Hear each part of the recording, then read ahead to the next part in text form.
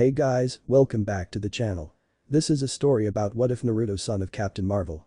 Before I start, please support for more amazing content and do consider subscribing to my channel and share this video with your friends. This is written by Corrodium and link in the description and support writer. Let's start the video. The shinobi were an enthralling species. Rarely did she see a human species kill each other in droves quite like this earth. They were primitive yet naturally possessed powers that humans could only dream of from various corners of the multiverse. Naturally occurring abilities that were tied directly into their physiology. Chakra, they called it. Yes, a curious method of channeling life energy. Beth had seen it all. Every possible method, every technique, every manner or order of practice. There was no universe that she had not seen. If death had transpired, she existed. She was a concept, a law of the multiverse. Where there is life, there must be death. If a universe bore even the tiniest speck of sentient life, death existed. She was an abstract being. An idea. A constant. A perception of one of two most persistent laws of the universe. One side of the same coin, if you will. Life and death. Where there is life, there must always be death. Some had escaped her grasp, yes. There were immortals. True ones. Vexing as it was, the power existed in the multiverse. There was nothing she could do. It was a dreadful omen to mortals. To know that your time was limited. Death knew why. These creatures, these mortals, frenzied about the notion of dying. Yes, to know that your days were numbered. Death had no such luxury. For as long as life existed throughout the vast multiverse, death would simply be. Yet, she found herself curious. Primordial forces were not meant to interact with the multiverse. Overlook and simply exist. They were concepts, constants. Nothing more, nothing less. But she found herself longing for more than that. She wanted more to her existence than simply subsisting. Death wished to interact. To meddle. Not out of mischievousness or malice. No, she wanted to be known, not as a figure, but as an entity. This land, this planet in a distant corner of the multiverse, fascinated her. Children were groomed from birth to be soldiers, spies, and assassins. Militaristic monarchies ruled over the lands, training children as their weapons to achieve their respective goals was a surprise. Not many human civilizations did so. Her interest was north-birthed solely from their natural abilities rather than their upbringings. Death came swift and often for these humans. The average lifespan of a shinobi was momentary. Almost insufficient. Many shinobi never made it to their 30s. A simple fact, one that was readily accepted by its occupants. Some even seemed to relish in this, deciding to spurn as much chaos and excitement as possible before their timely demise. Others felt motivated to serve their villages. Propaganda was concocted to ensure the next generation of soldiers would be thoroughly indoctrinated into the system. Death had seen it all before. It was human nature to be opportunistic. On levels that were clever to a concept like her. All manner of death she welcomed. This species of humans joined her realm expeditiously.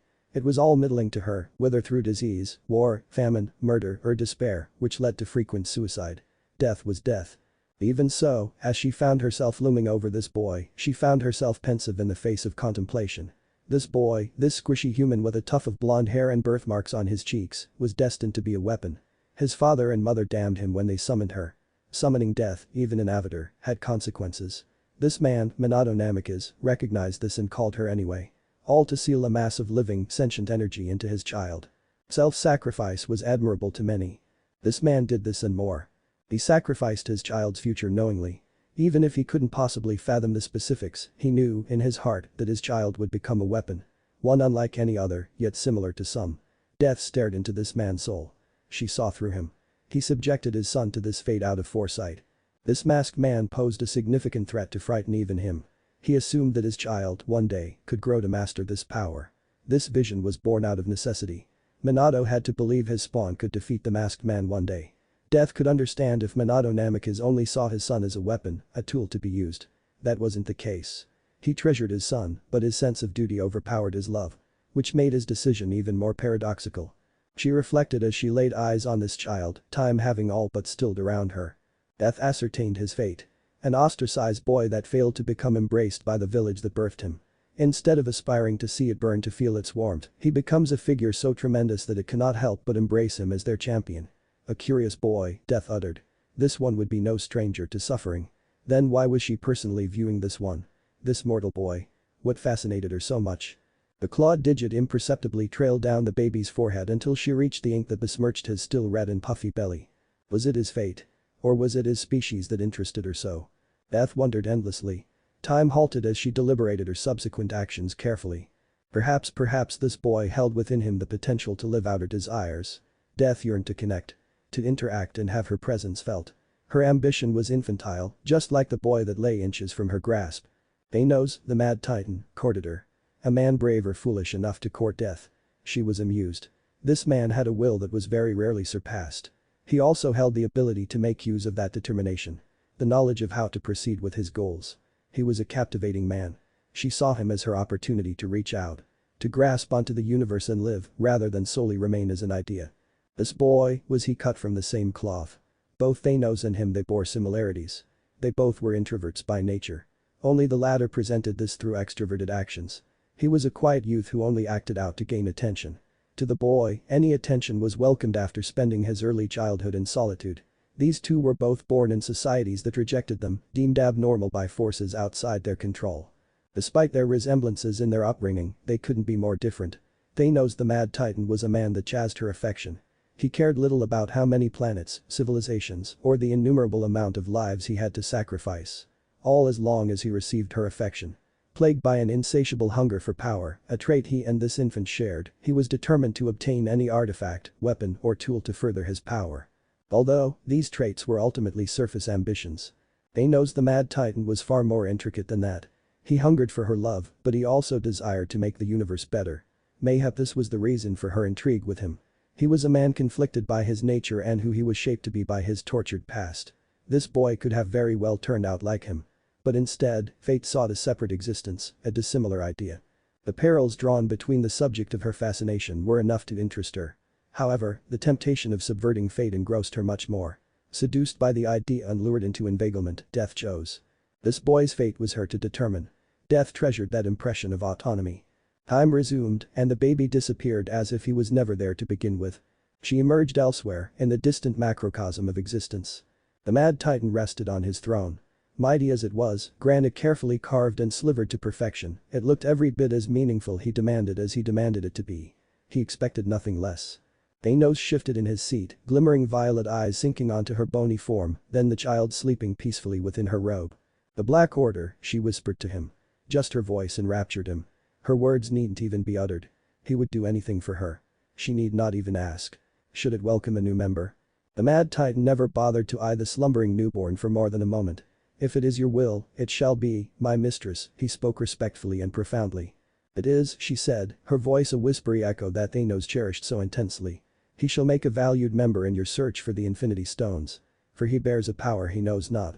A godly power resting within that needs only to be awakened. Then he shall become a child of Thanos, the Mad Titan declared intimately. Death could only smile.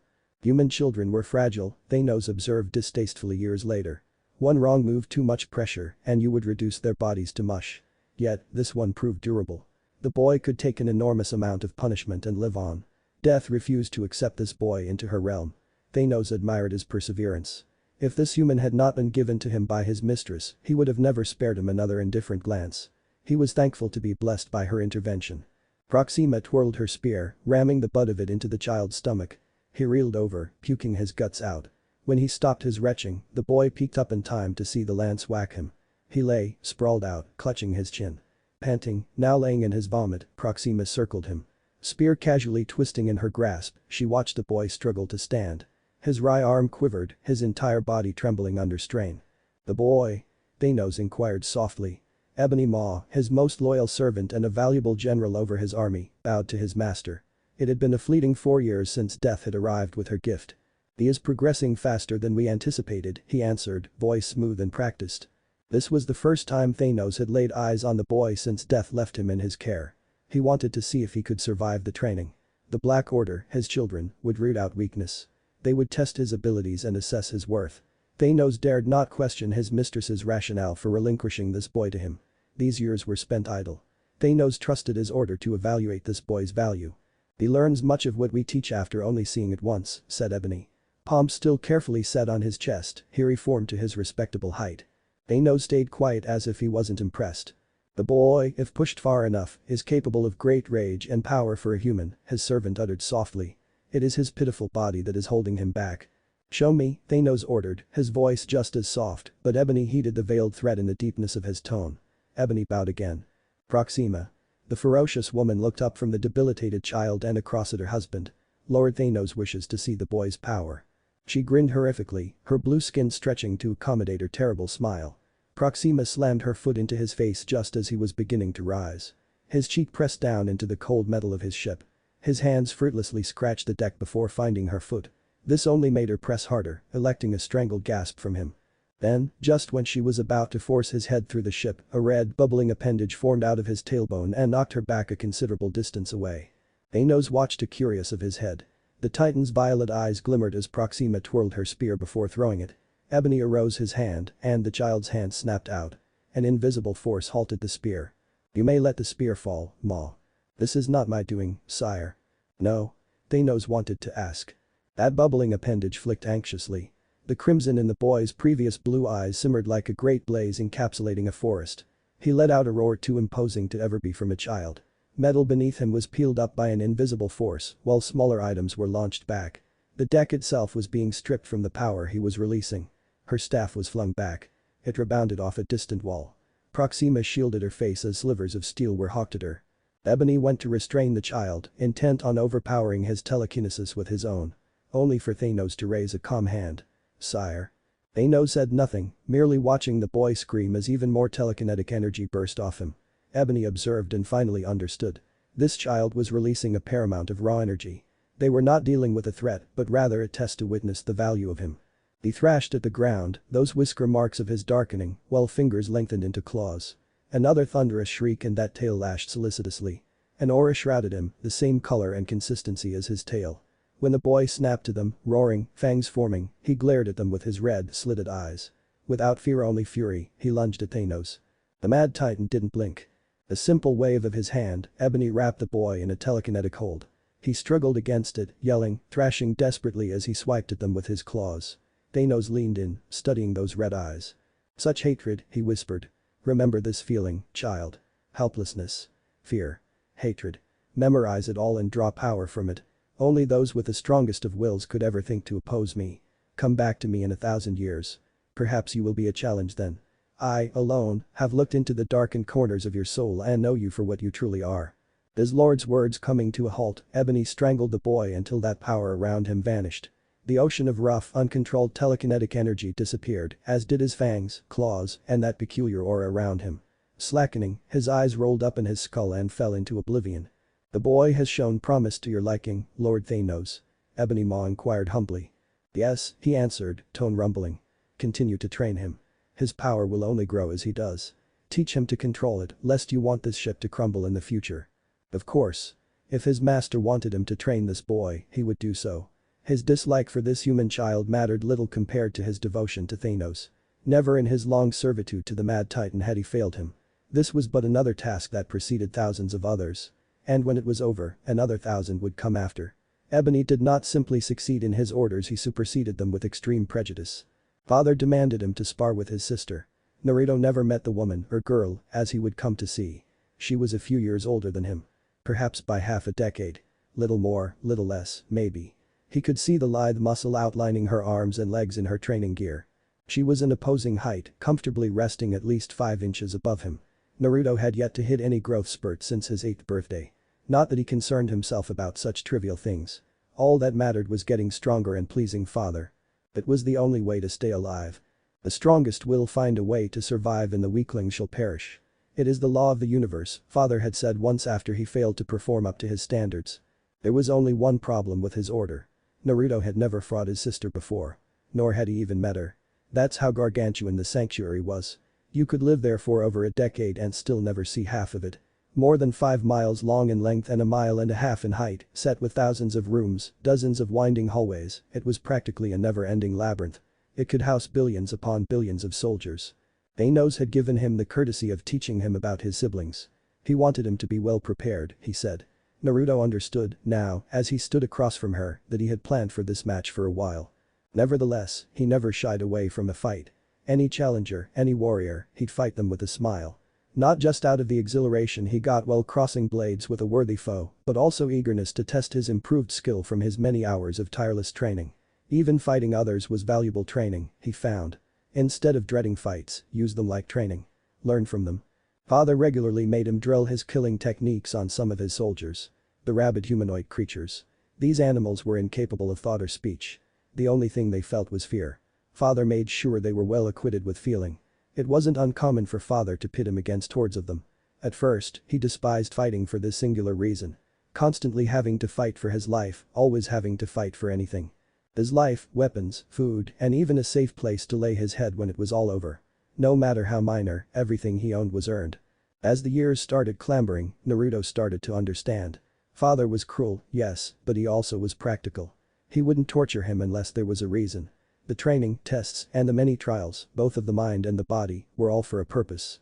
Naruto was better for it, as much as he loathed to admit it. The suffering made him stronger. Amora was a teenage girl with light green skin, piercing eyes, flowing forest green hair, and a budding, muscular figure. She wore a skin-tight training outfit. Shorts cropped at her thighs, a form-fitting shirt. Her getup ensured nothing would get in the way of her fight. Tailored for activities such as these. Naruto wore a similar outfit, shorts and all. Thanos deemed the assembled clothes appropriate. Amora held a traditional short sword in her hand. It benefited nicely from her long arms. A single thrust and she could kill a man faster, even if he held a standard broadsword. Her impressive height, long arms, and lithe body were practically made for battle. Naruto could tell she had no difficulties carrying that heavy blade. She was chemically enhanced, he presumed. Naruto would be a fool not to heed the pattern of his father. He demanded only perfection and beyond. They were his siblings. He couldn't imagine that his standards were much different than his. If only he knew. If perfection was unobtainable, he would enhance their bodies until it wasn't. He was fortunate that it wasn't for him. Amora bore a steely gaze, body alert and ready to attack at a moment's notice. "Aren't you going to use a sword?" She spoke first. It was the first time he had ever heard her speak. Naruto liked the sound of her voice. It was silky, unlike the jaggedness of Maxima's or Father's deepness. Hers was almost comforting. However, he did not make the mistake of ignoring the severity in her voice either. "If I need one, I'll take one," the blonde told her. Amora's expression wavered into an infuriated mask. She yelled, thrusting her blade. Naruto pivoted quickly before dipping under an overhead swipe. Her fist came half a second later. He pushed her hand offline, then leaped back to gain distance. Amora yelled with the fury of a warrior and the petulance of a child. She charged back at him, angrily swiping her sword, intending to remove his head from his body. Her temper was as wild as her swings. She was obviously well trained and bearing a warrior's tenacity, but to Naruto she was moving painfully slow. He grew up fighting Father's Black Order. They were all fearsome warriors, all bringing their unique traits into battle. Compared to them, Gamora was sluggish. Several swipes pitched, fighting even harder. Gamora grew frustrated over her failings. Why couldn't she hit him? The girl raged. Naruto could see the exasperation weigh down on her. It was painfully evident in her ever so increasing temper and the wildness of her attacks. Finally, when she went in for a reckless thrust, Naruto caught the blade between his arm and side. Gamora gasped and made another mistake. She tried ripping the edge free instead of attacking him with her other 3 unoccupied limbs. He pounded her wrist and her hand opened against her will. Now, Naruto released the blade as his hand clutched the wrapped handle. Sweeping her feet, she hit the ground. Gamora gasped as Naruto stood over her, blade raised high in the air. Frightened, she crossed her arms over her face, waiting for her inevitable demise only for a metallic clank to startle her. Hesitant, she distanced her hands from her face and stared in fright as the blade was sunk in the ship's hull. Centimeters from her face, she could smell the steel. In fact, a tiny cut opened up on her ear. He'd even cut her. He was so close. "Impressive work, Naruto," said Father. His name was Naruto, she noticed. "Amora, be that careless on a battlefield, you will find yourself dead on a nameless planet as a failure." His cutting words hurt more than the loss she had just received. Amora, Naruto wanted to mutter, to taste the name on his tongue. That was the name of his sister. The girl he was forced to fight, the girl he nearly ran through with her own sword. A cold pit opened up in his stomach. Amora looked into his eyes, those icy yet frightened eyes. She came to a realization that would change her life forever. Her brother was just as terrified as she was. For the first time since Thanos kidnapped her, she felt sympathy for someone else.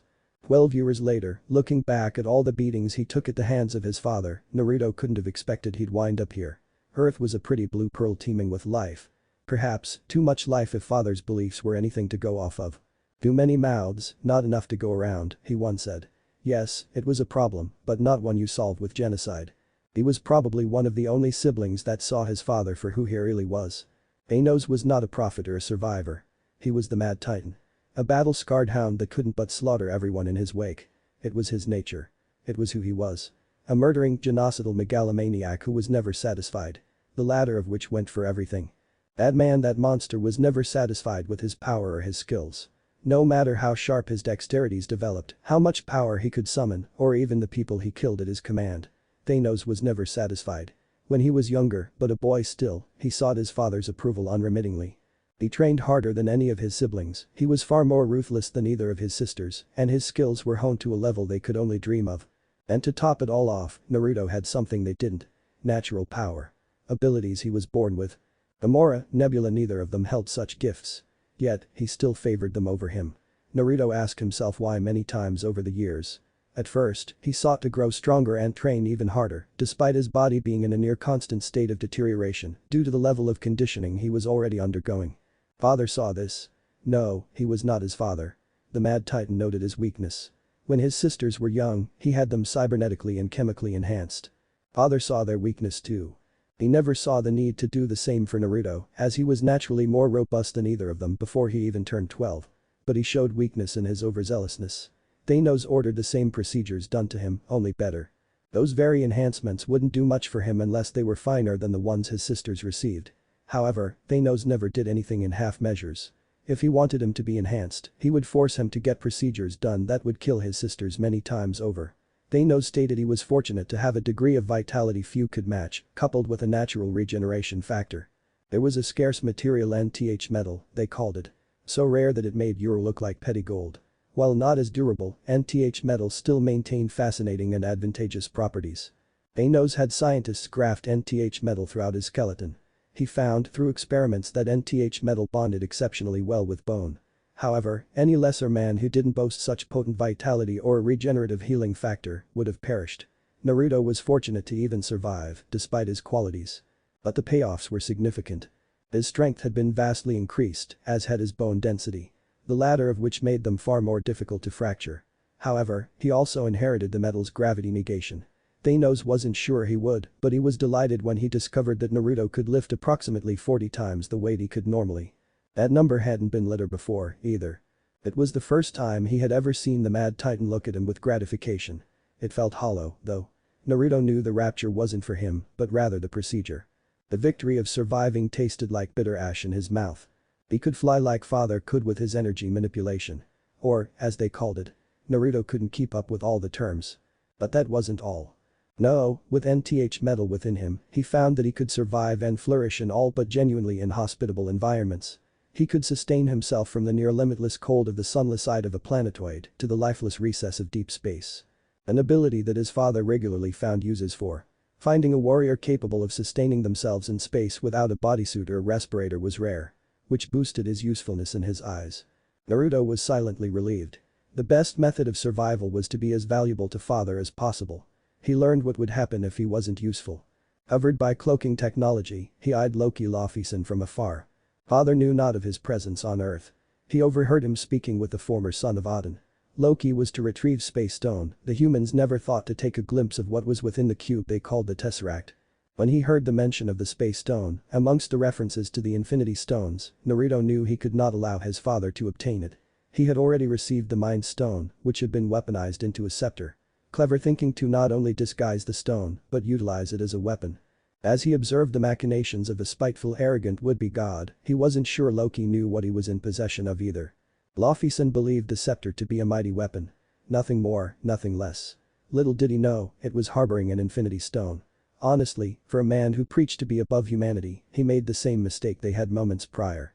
Wielding power he knew nothing of its origin or even its nature. Loki was so blinded by his vengeance that he failed to look at what was resting in his grasp. The might of Earth surprised him.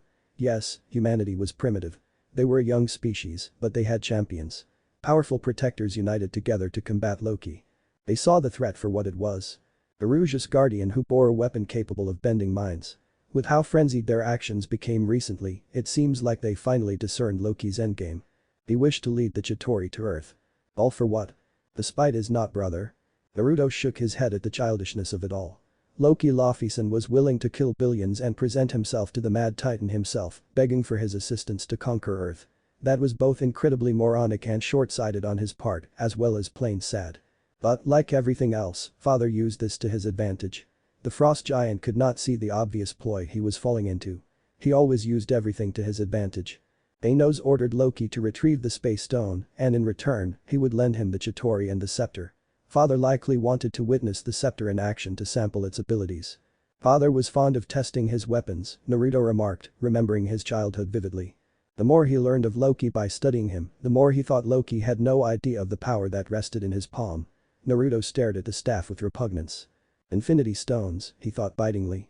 The only thing that occupied his dreams more than Father was the Infinity Stones. Powerful artifacts born from a primordial universe with power untold. The dreams more along the lines of terrors that haunted his slumber were these crystallized ingots of pure cosmic energy. Each of the 6 represented a particular aspect of the universe. In his dreams, he saw a being with a shining golden hand, snapping his fingers, then nothing but darkness. But he could feel it. Trillions of lives gone in an instant. As if they never existed in the first place. These night terrors plagued him for many years. Ever since he was a boy, even before he first met Thanos, when all he knew was the Black Order. All he heard were whispers of Thanos from them. Teachings, if you would.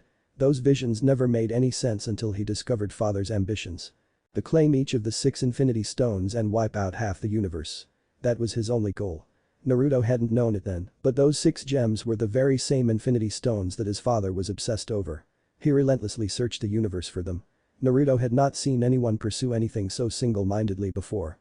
Naruto did everything his father commanded of him. Both out of fear, self-preservation, and to ensure the safety of his sisters. Amora and Nebula were the only ones he ever cared for. They were hesitant to return his feelings, as they were several years older than he was. Unfortunately, that meant they were under his heel before he ever was. But the difference between his sisters and him. He was only a baby when he was taken in by the Mad Titan. Amora and Nebula both remembered their home, their parents. He did not. The only parent he knew was Thanos, the Mad Titan.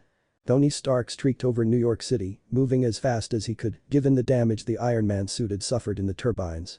An amusing picture. Naruto recalled his trouble with the floating fortress. He sure wasn't at 100%, but it would have to be good enough. Sir, I've turned off the arc reactor, but the device is already self-sustaining, Jarvis said as Tony returned to the Stark Tower. Curious, Naruto murmured. This was Loki's goal. A snort escaped him. Of course. He was an attention-seeking, power-hungry frost giant. He wanted to be seen conquering this planet.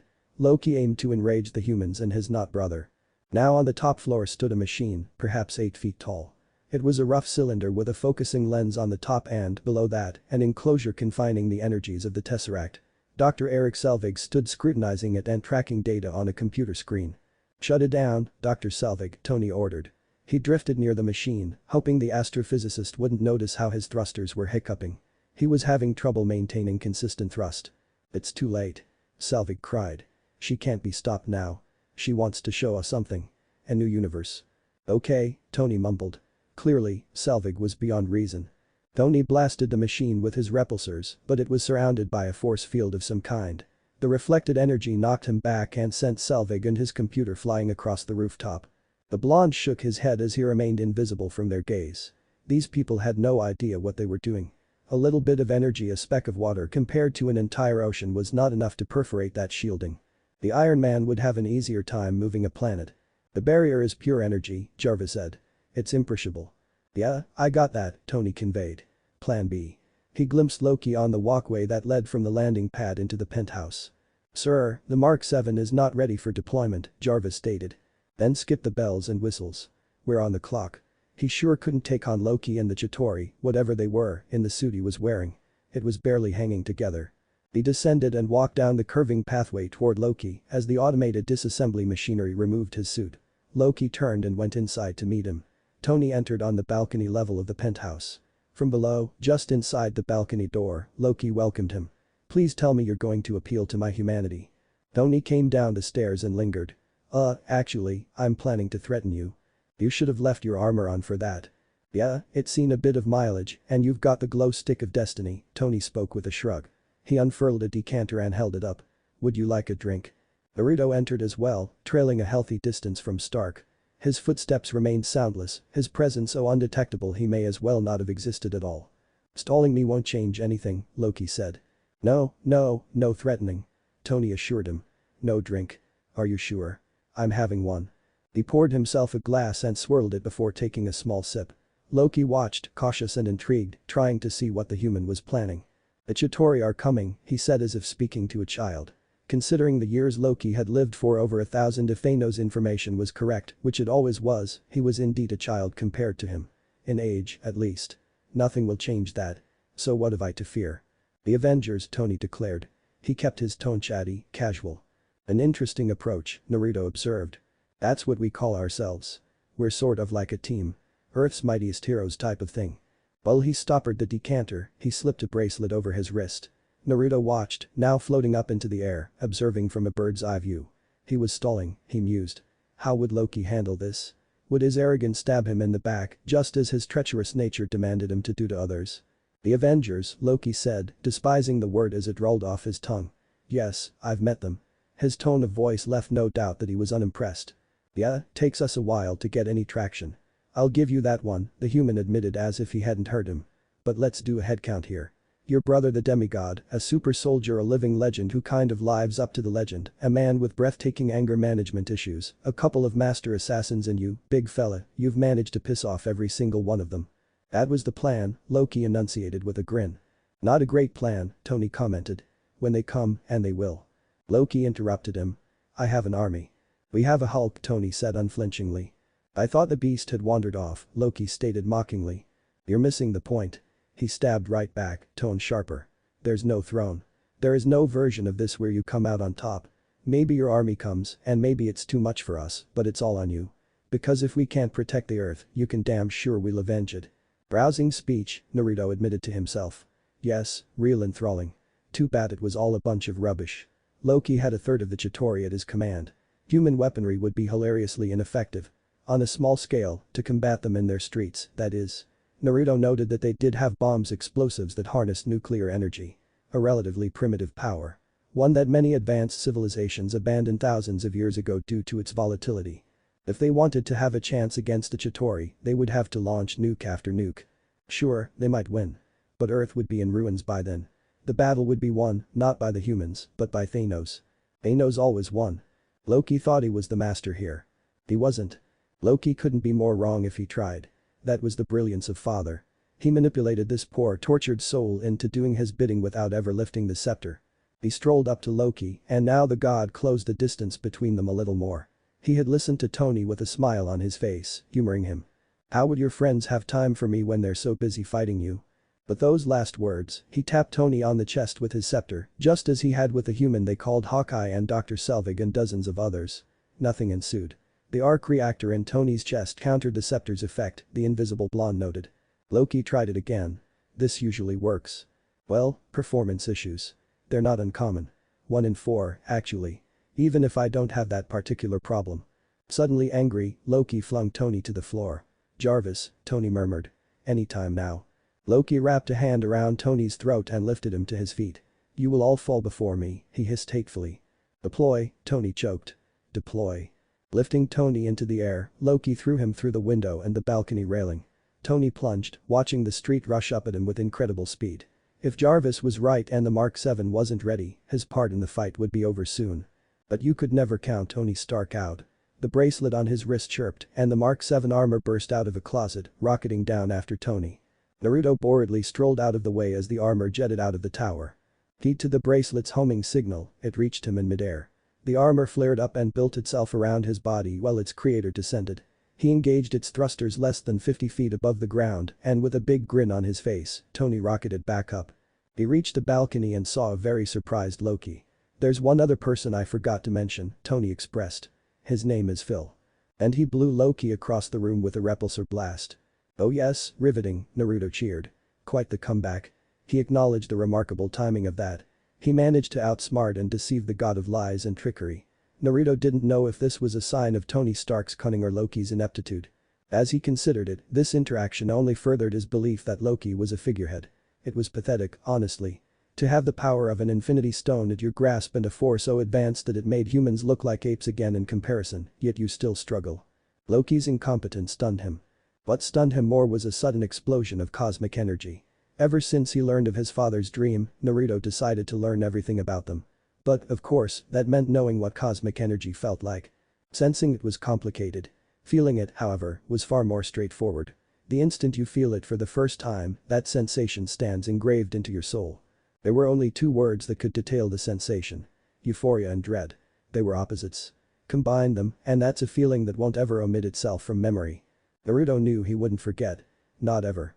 The roof, the blonde realized. Exiting the tower, he cracked into the air until he settled on the roof. An unconscious human lay sporting a cut above his temple. The gravel bayed beneath his stained brown boots. A pillar of pure energy arose into the sky. Naruto watched, a deep frown setting on his lips. It tore the heavens asunder. A dreadfully beautiful rupture slid across the sky. The blackness of space suddenly appeared much closer. Stars that were not of this solar system formed, their glimmering light radiating a chilling omen. Then, they came. The Chitauri poured through. Vile, askew humanoid aliens wearing thin armor tooled their flying chariots. Naruto was no stranger to the Chitauri. They were disgusting, base creatures that were controlled by a hive mind. The Chitauri were as vicious as they were barbarous. These humans had no chance. Even with the assistance of Thor, a mighty warrior that even father knew not to underestimate, they were caught in the worst possible ways. Naruto hadn't spotted a single member of their military yet. They were caught by surprise and attacked in a densely urban populated area.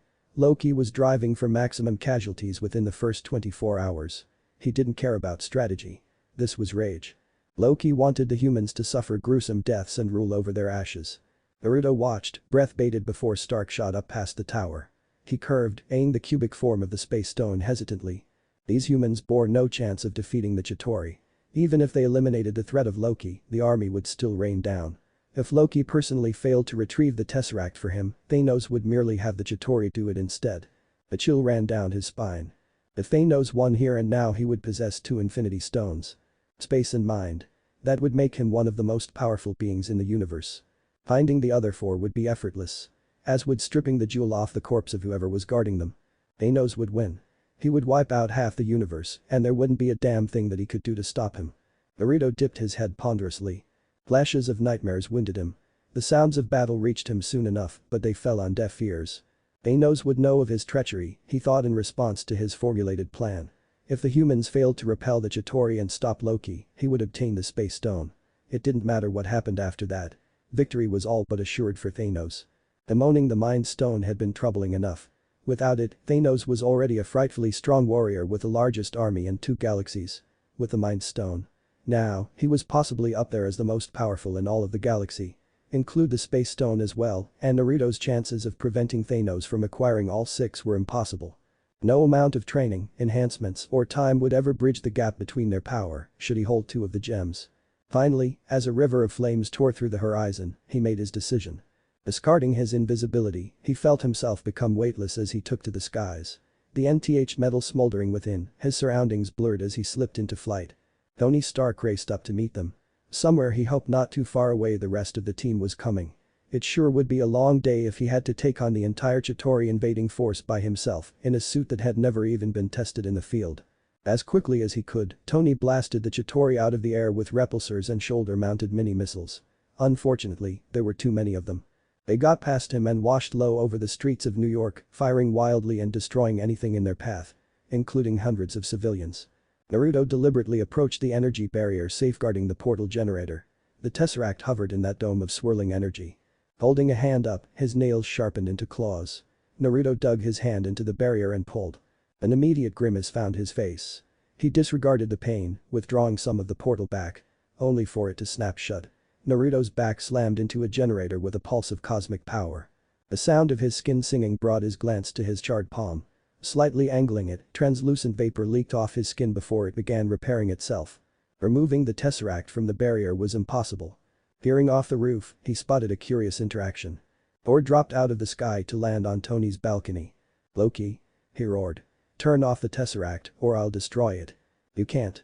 Loki cried out, riding a wave of exhilaration at seeing his army finally tearing his brother's precious earth to shreds. It brought him a high unlike any other. There is no stopping it. There is only the war. "So be it," Thor boomed. Loki vaulted down from the rooftop and slashed at Thor with a scepter. Thor blocked it and struck back with Mjolnir.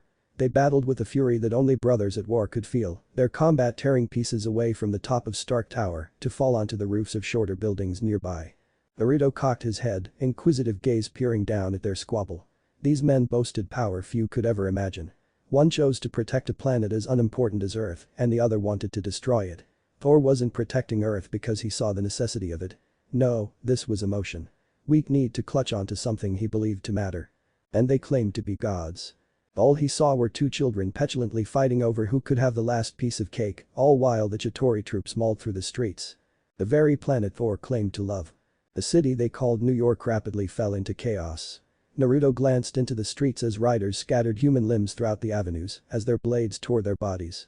Nothing would be gained by battling Loki. He was unimportant. Loki knew not of the Mind Stone. He was a non-factor in this battle. If Thor was indeed a god of thunder, he should have no issue combating a Jotun with jumped-up sorcery. Even if Thor was slain here and now and Loki stood victorious over him, he was still insignificant. His role in the invasion had already passed. If the god of lies somehow managed to get past his once brother, then Naruto would strip the Mind Stone from his corpse. Until then, he focused on the invasion. For there to be a universe left standing, Earth needed to live. Father could not get his hands on the Infinity Stones, he proclaimed. The Chitauri rider entered his peripheral vision. Turning, he watched as it zoomed close. No wind up at all, Naruto leaped up, hand latching on the undercarriage. Whipping his body weight, he flipped in front of the driver. The soldier behind him aimed a laser staff. Naruto evaded the blast that came before tearing the driver from his seat. His body was yanked away by the wind. If he chose to watch where he went, he would have seen him shoot into a building. Naruto sank off the front and caught the bow. He used his momentum and threw the chariot. The outburst of fire resonated deeply within him as it crashed into a car. He arrived at a numbing realization as that fire danced before his blue eyes. In those flames, he witnessed an image of his father sitting on his throne, a golden gauntlet tightly secured on his left hand. A rainbow of colors lit along those gilded knuckles. Then, another vision, and in that, Naruto just betrayed his father. The vengeance of the Mad Titan would be upon him soon enough. But from his actions, the universe stood a slightly better chance of survival. As Naruto dismounted on the burning, bloody streets, he had no regrets. Proxima circled him like prey. Naruto listened to her footsteps. Quiet, unbearably.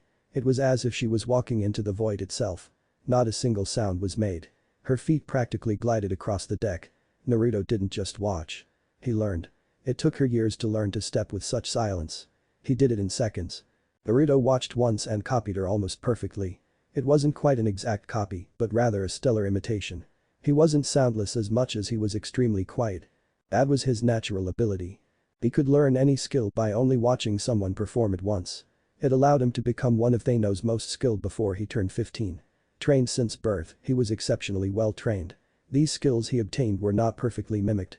However, drilling them afterward made those skills sharper. A sneer crossed Proxima's face as she watched him walk. Naruto relished that infuriated look. Out of Thanos' Black Order, he despised her the most. Cruel of cruelty's sake, a sadist at heart and his first tormentor, Naruto loathed her very existence. Abruptly, she lunged, her spear rotating wildly like a wheel. He deflected it with his blade. It was long, double-edged, and appeared more like a cultivated mass of steel rather than a blade. Proxima shoved his sword back, then rammed her foot into his unprotected stomach.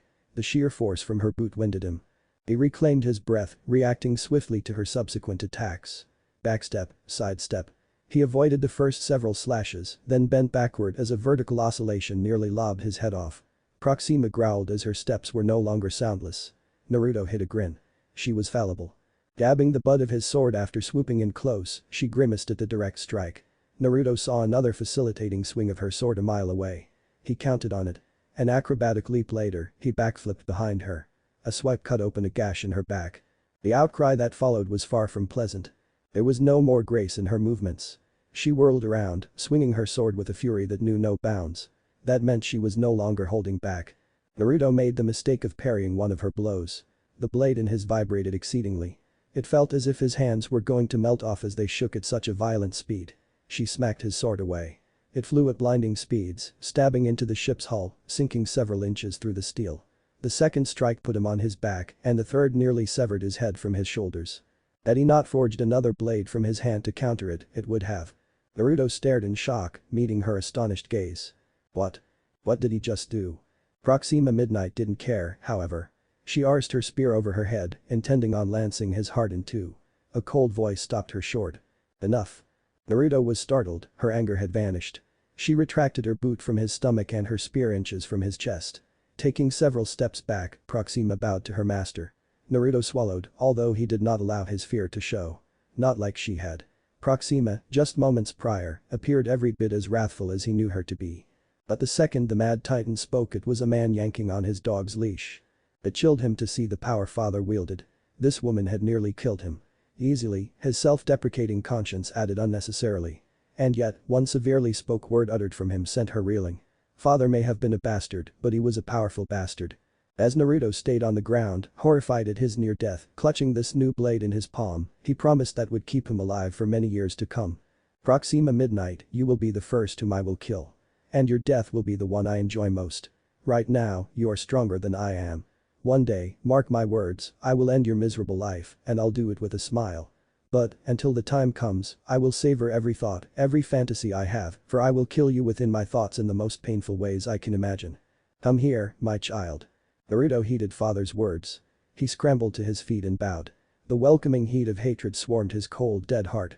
From his throne, Thanos lifted his chin with one of his massive fingers. Naruto hadn't even noticed it.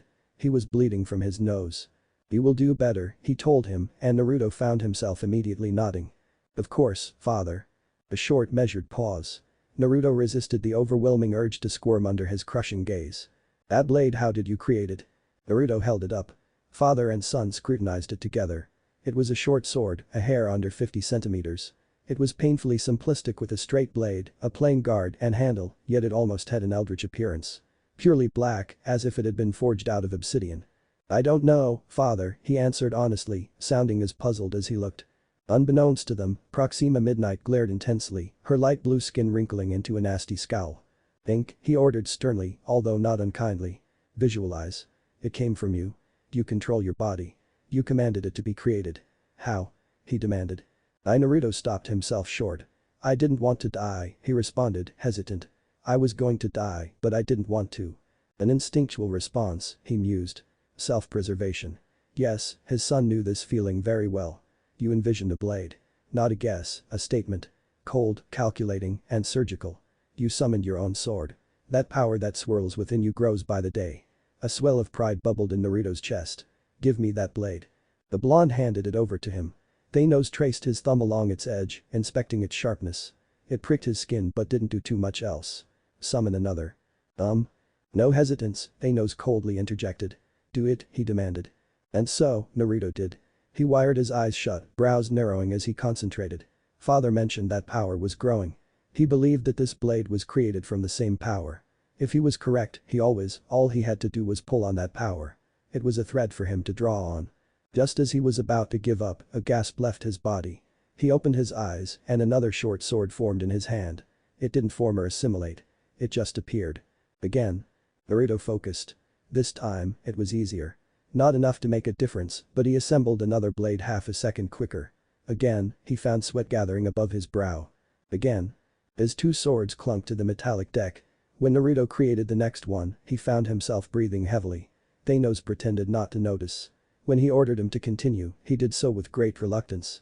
The fourth took the longest to create. Father was a patient man. He could see the struggle written over his face. Though, it appeared, nonetheless.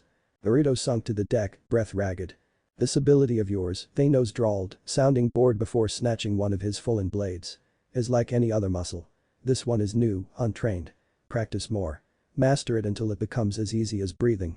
And so he did. The large body-length sword flew from his hand with a swipe of his hand. It pierced through two Chitauri soldiers at once. He mastered it until it was easier than breathing and much more. In such a seemingly black and white skill, Naruto found versatility in it. The ability to create any bladed weapon sounded straightforward. On a surface level, yes, Naruto would agree. But delve a little deeper. Apply some more thought. Swords, axes, hammers, spears, knives, the only limitation was his imagination.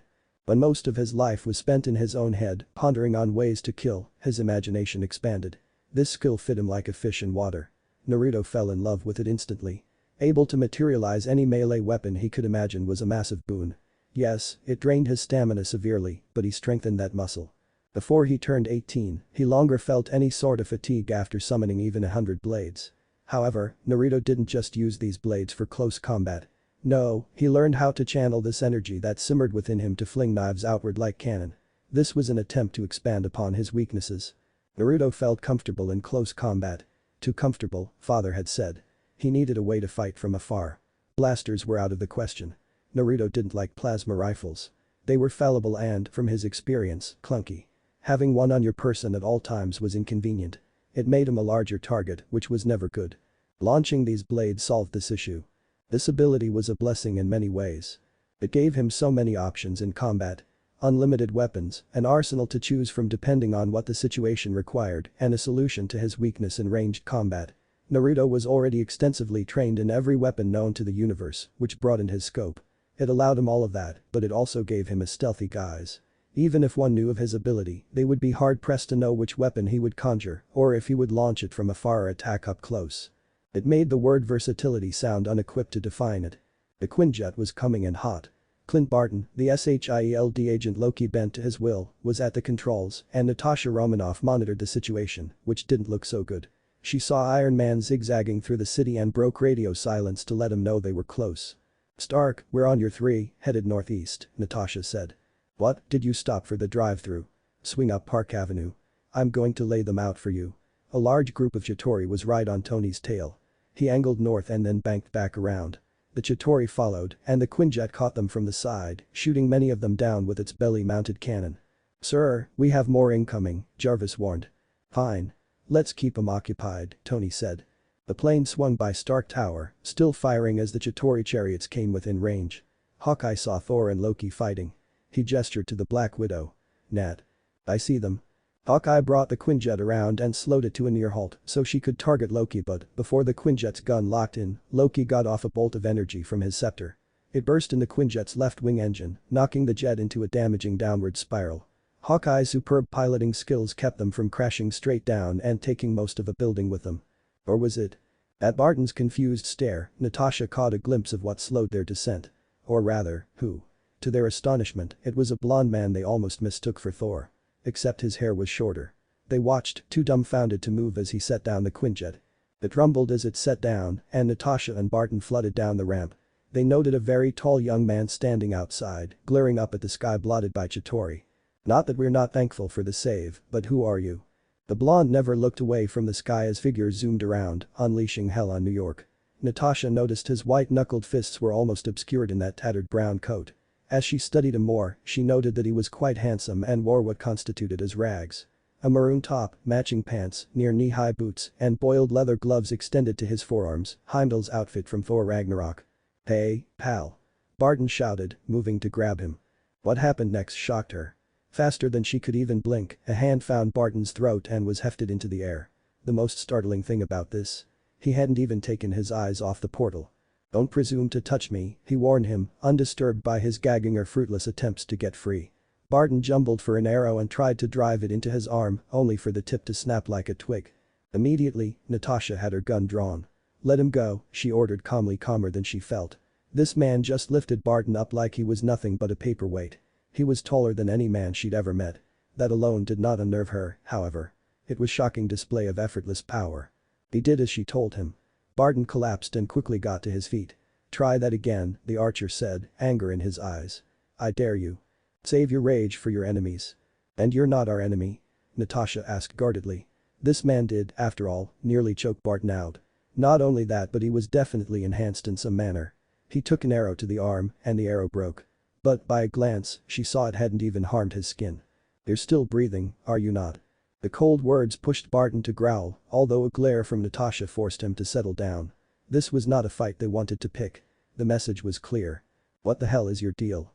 Barton asked slowly and with masked hesitance. "Are you an ally of Loki?"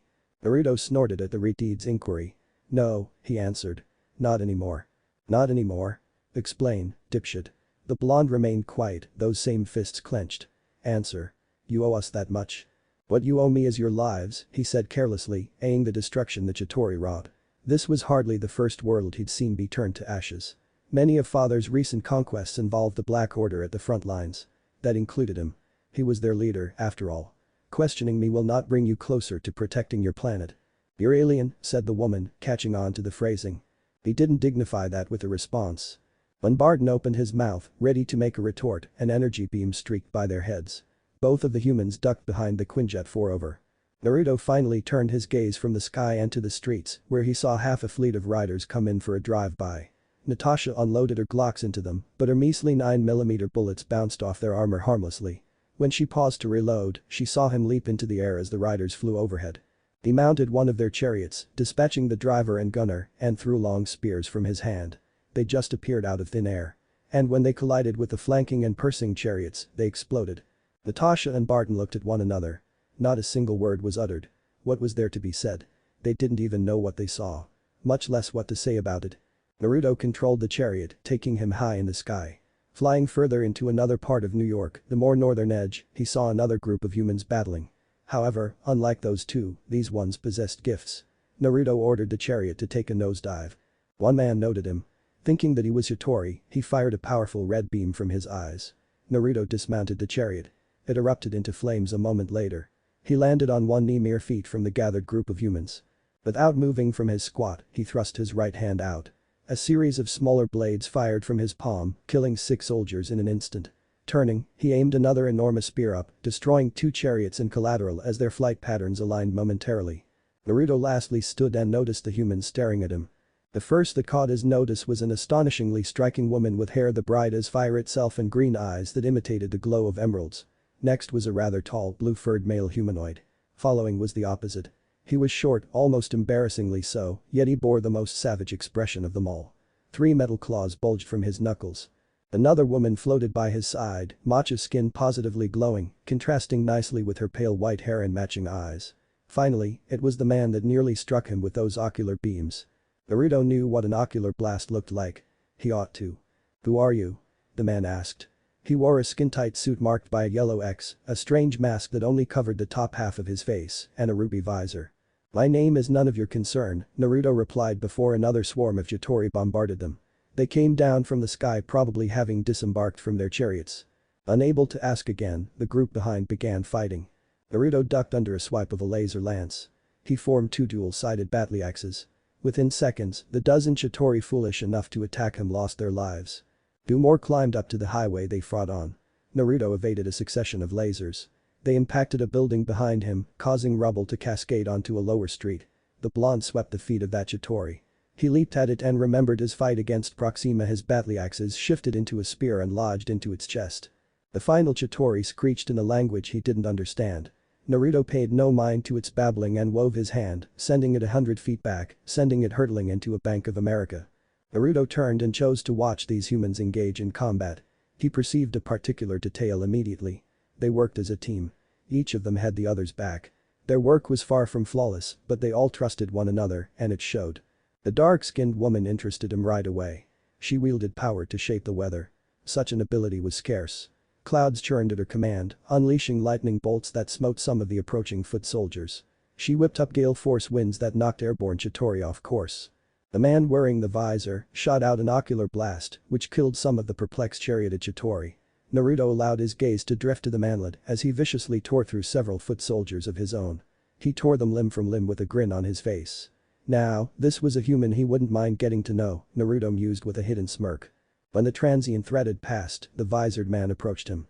"I haven't seen you around. What's your name?" Clearly, he didn't remember his words from earlier.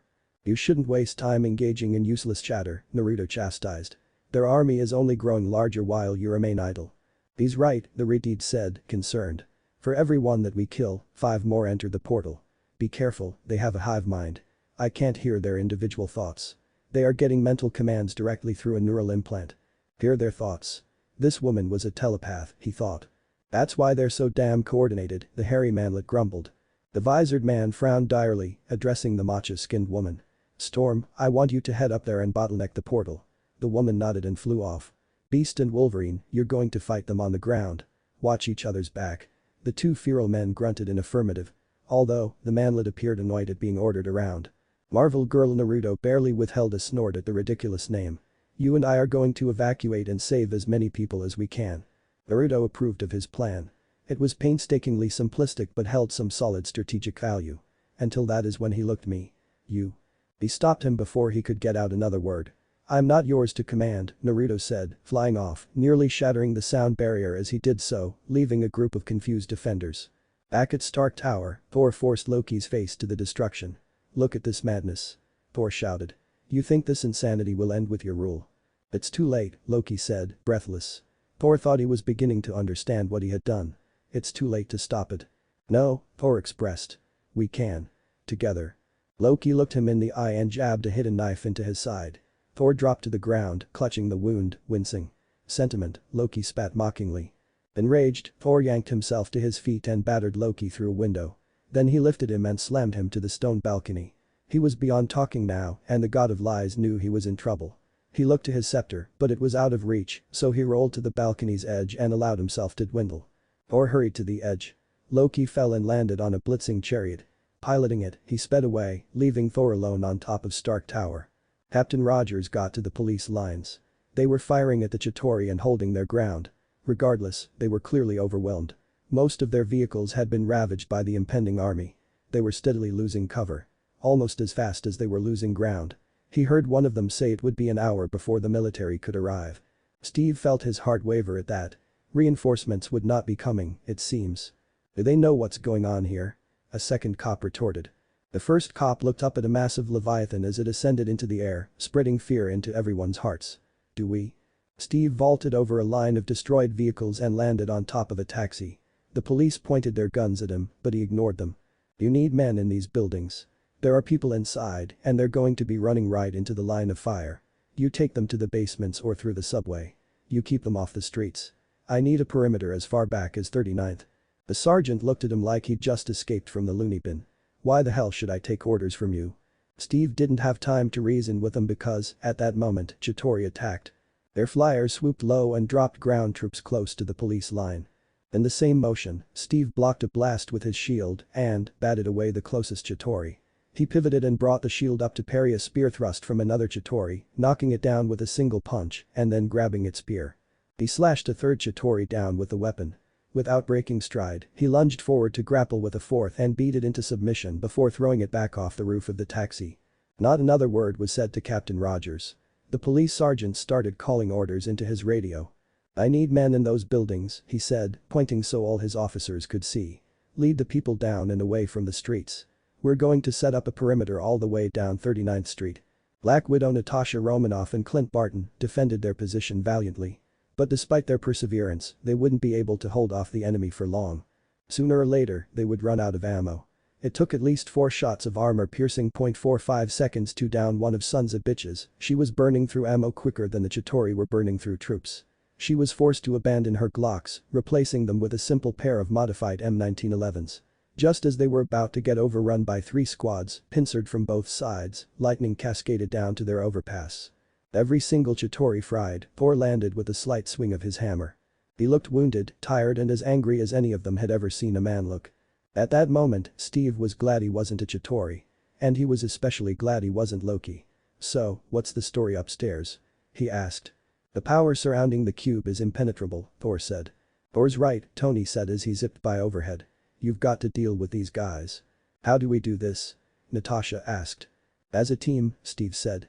Thor was still watching the Chitauri zipping overhead. I have unfinished business with Loki. Yeah? Hawkeye said. Get in line. Save it, Steve said firmly before it could devolve into an argument. Loki's going to keep this fight focused on us, and that's what we need.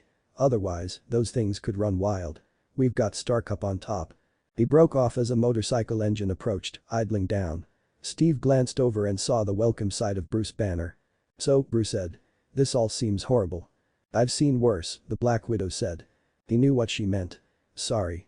No, she stated. We could use a little worse. Stark, Steve communicated into his microphone. We got him. Banner? Tony asked. Steve nodded. Just like you said. Then tell him to suit up, Tony said. I'm bringing the party to you.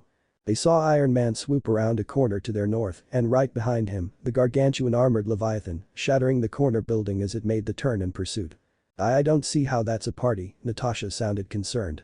Iron Man sank almost down to street level, and the Leviathan followed, pulverizing cars and streetlights out of the way as it bore on the group of heroes. Dr. Banner, Steve spoke.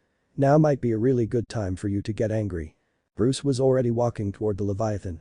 That's my secret, Cap, he said over his shoulder. I'm always angry. When he turned back to face the Leviathan, his transformation began. He grew, his clothes shredding away from his body as ordinary Bruce Banner became the 8-foot-tall 2,000-pound mass of indomitable rage called the Hulk. As the Leviathan dipped its crown toward him, the Hulk brought his fist on the creature's head with a booming crunch that shook the bridge the Avengers stood on. The Leviathan's head trolled into the road surface, shoving up hunks of concrete. Its momentum shoved the Hulk back, but he stopped as the rest of the Leviathan's body leveled up and over them. It crashed to the street below and lay still.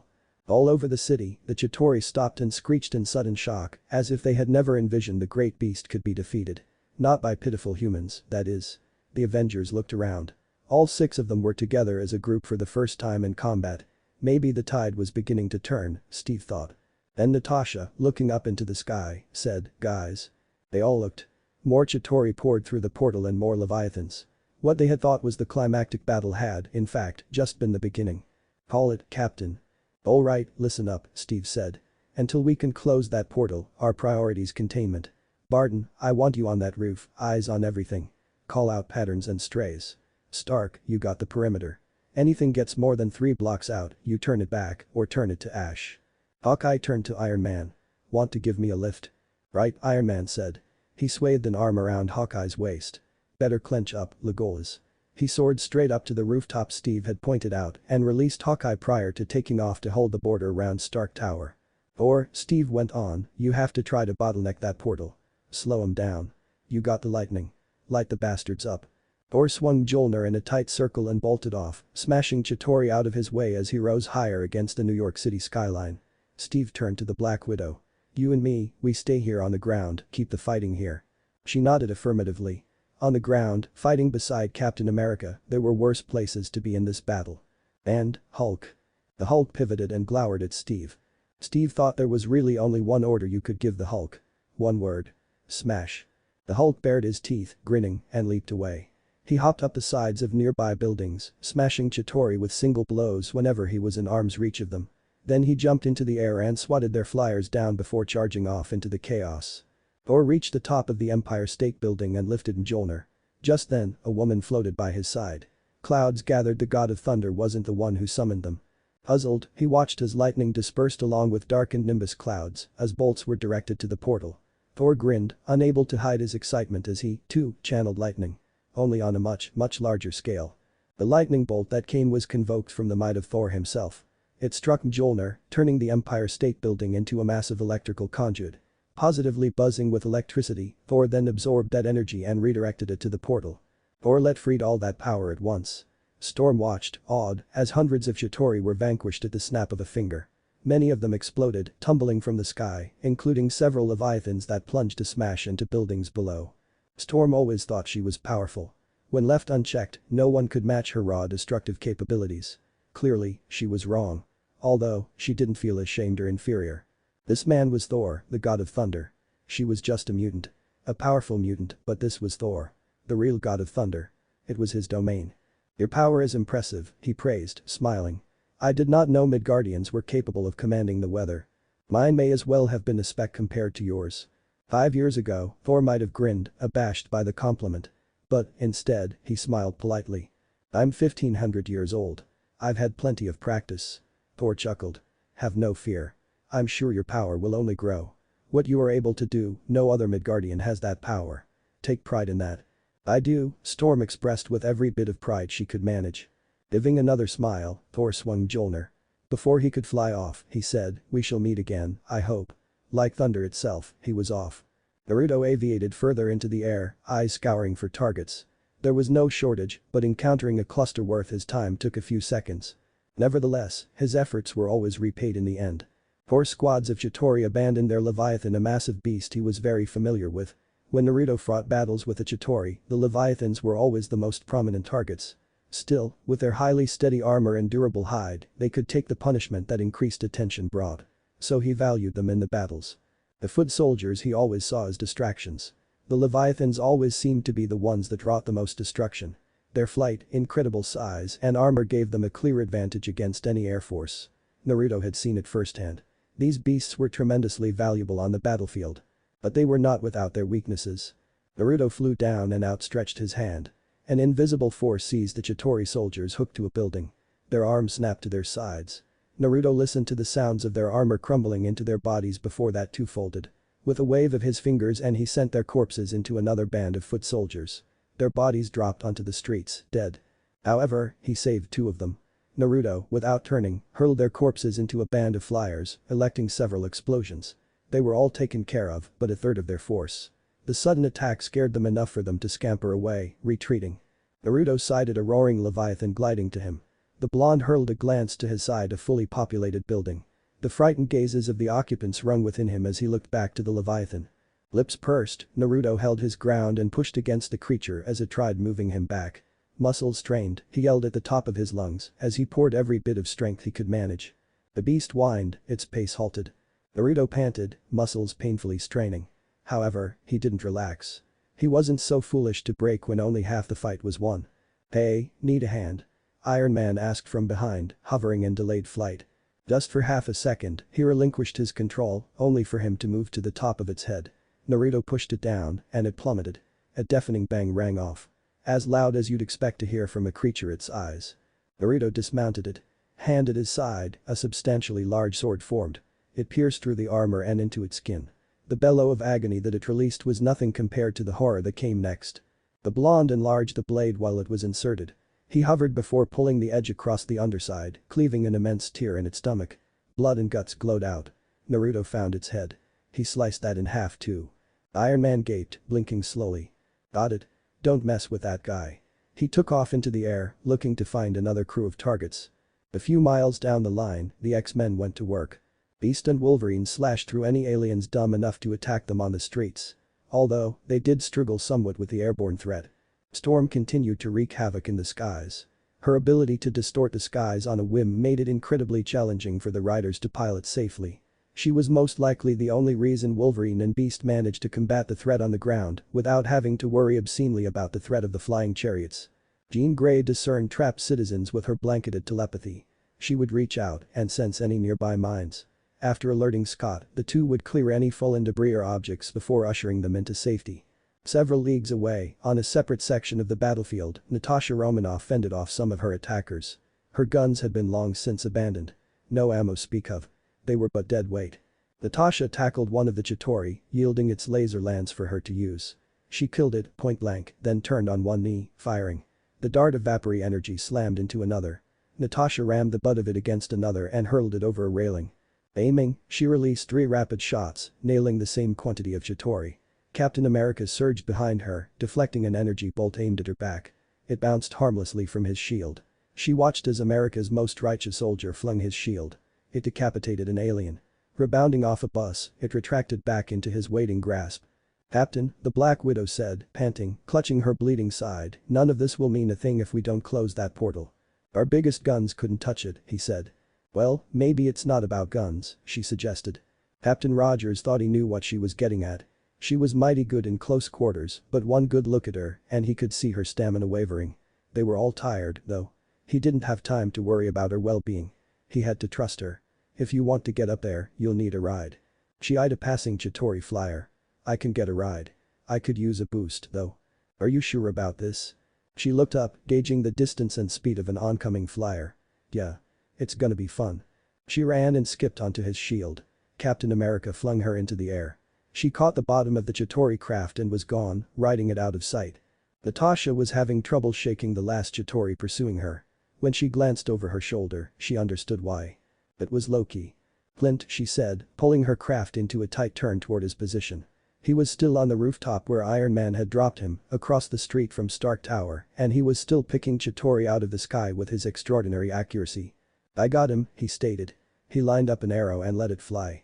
It was an incredible shot, over a distance of several hundred yards at a moving target, and it was perfect until Loki reached up and snatched the arrow out of the air just inches from his face. He looked in Hawkeye's direction and smiled. And that was when the explosive arrow had detonated and blew him off the Chitauri craft. He tumbled onto the Stark Tower balcony as the out-of-control craft destroyed the S and the T in the Stark logo. The Black Widow followed, leaping off her craft and rolling into a combat stance. Loki saw her and stood. She knew she didn't have a chance against him in a straight-up fight, but that wouldn't stop her from trying. But she never got the chance. Flying out of nowhere, the Hulk crashed into Loki and drove him through the last intact balcony window into Tony's living room. He pounded the floor and came after Loki again. Loki stood up and screamed, "Enough." The Hulk paused, confused. "All of you are beneath me." Loki raged. "I am a god, you dull creature, and I will not be bullied by." The Hulk didn't bother to listen anymore. He snatched Loki's leg, curving the Asgardian over his head, and mashed him down to the floor 6 or 7 times. When it was over, the floor was trashed, and so was Loki. He lay staring up at the ceiling, an expression of incredible discomfort on his face. "Puny god," the Hulk snarled and stomped off to rejoin the fight. Loki could only wheeze. Natasha approached the machine holding the Tesseract on the Stark Tower rooftop, wondering what she could do. "The scepter," said Eric Selvig.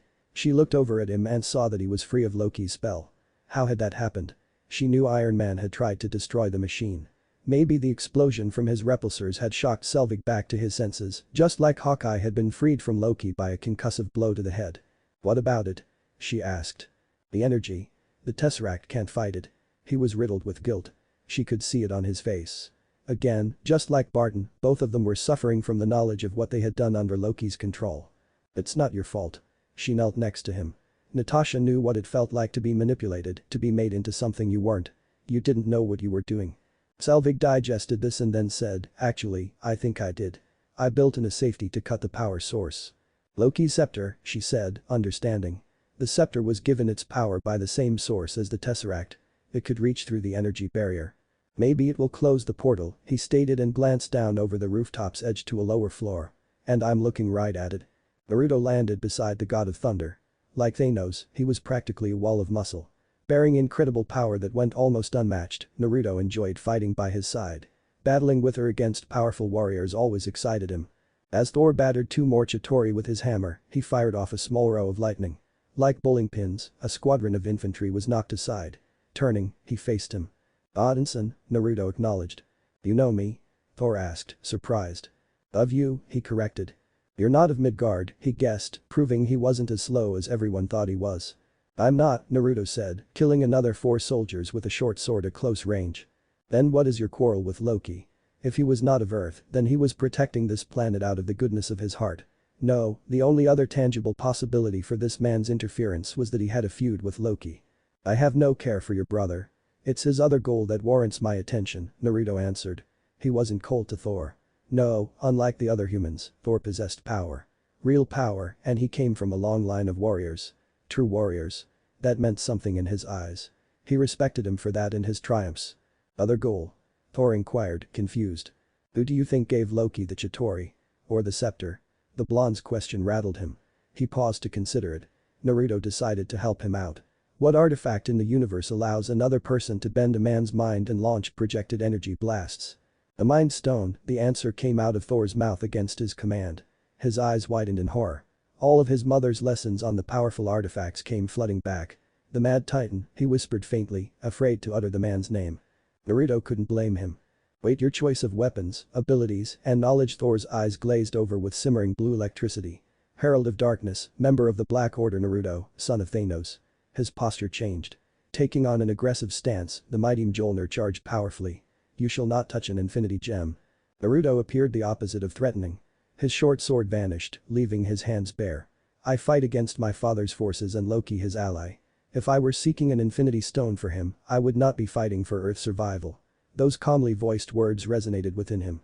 Still, the God of Thunder remained on guard. Naruto would have been disappointed if he wasn't cautious. "My father wishes to claim the Infinity Stone's power for his own. Trillions will die with but a snap of his finger. You may distrust me, Odinson, but trust in my hatred for my father." For the briefest of moments, Thor saw those incandescent cerulean orbs redden with hatred.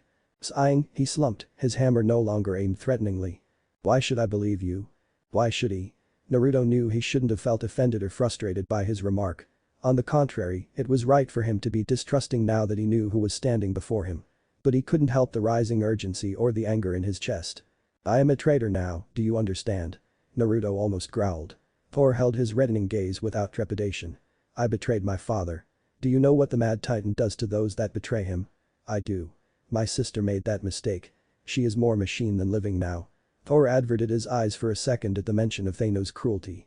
"I had no more of a choice to serve my father than you did being born." Hesitant, breathing labored, and plotting, the Asgardian eventually nodded. When he met his eyes, they returned to their oceanic blue. If what you say is true, Naruto, son of Thanos, then disaster shall spring on us all. A breath of relief almost left his mouth. Father already possessed an infinity gem, the Mind Stone. He lent it to Loki for his conquest of Earth. But the Tesseract, it is not what you believe it be. I know exactly what it is. Thor's expression darkened. Naruto's expression took on a similar look.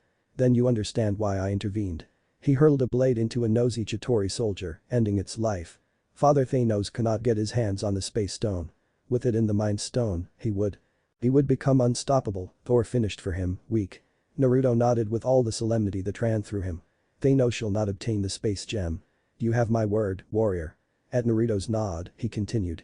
I am surprised you don't attempt to bargain for it yourself. I am not ignorant to Asgard's might, he replied. There are 3 beings in the universe Father ordered me never to cross. Galactus the Devourer, the Stranger, and Odin All-Father. Asgard is the safest place for Tesseract and the scepter to be stored. I agree, but none of this talk will matter unless we prevail against my brother's army. True enough, he conceded that point. He was relieved that Thor Odinson saw the danger for what it was. Thor had well enough reason to strike him down here and now. From all the rumors of him being a hot-headed fool, he seemed a fairly wise man. As more and more Chitauri flooded their flanks, they brandished weapons.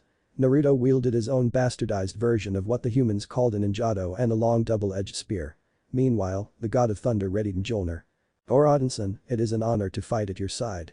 If the god in mention glanced back, he would have seen a dark red bubbly aura envelop him as claws grew from his hands. Naruto felt his eyes sting as they ran blood red. A slit opened up where his pupils should have been. Despite your lineage and previous atrocities, I feel the same, young warrior. And the battle resumed. Thor deflected a string of lasers with Mjolnir. He followed his defenses by slamming his hammer down. The ground unraveled until the street folded into a chasm. Multiple soldiers sunk into the hull. Their screams sent Naruto into action.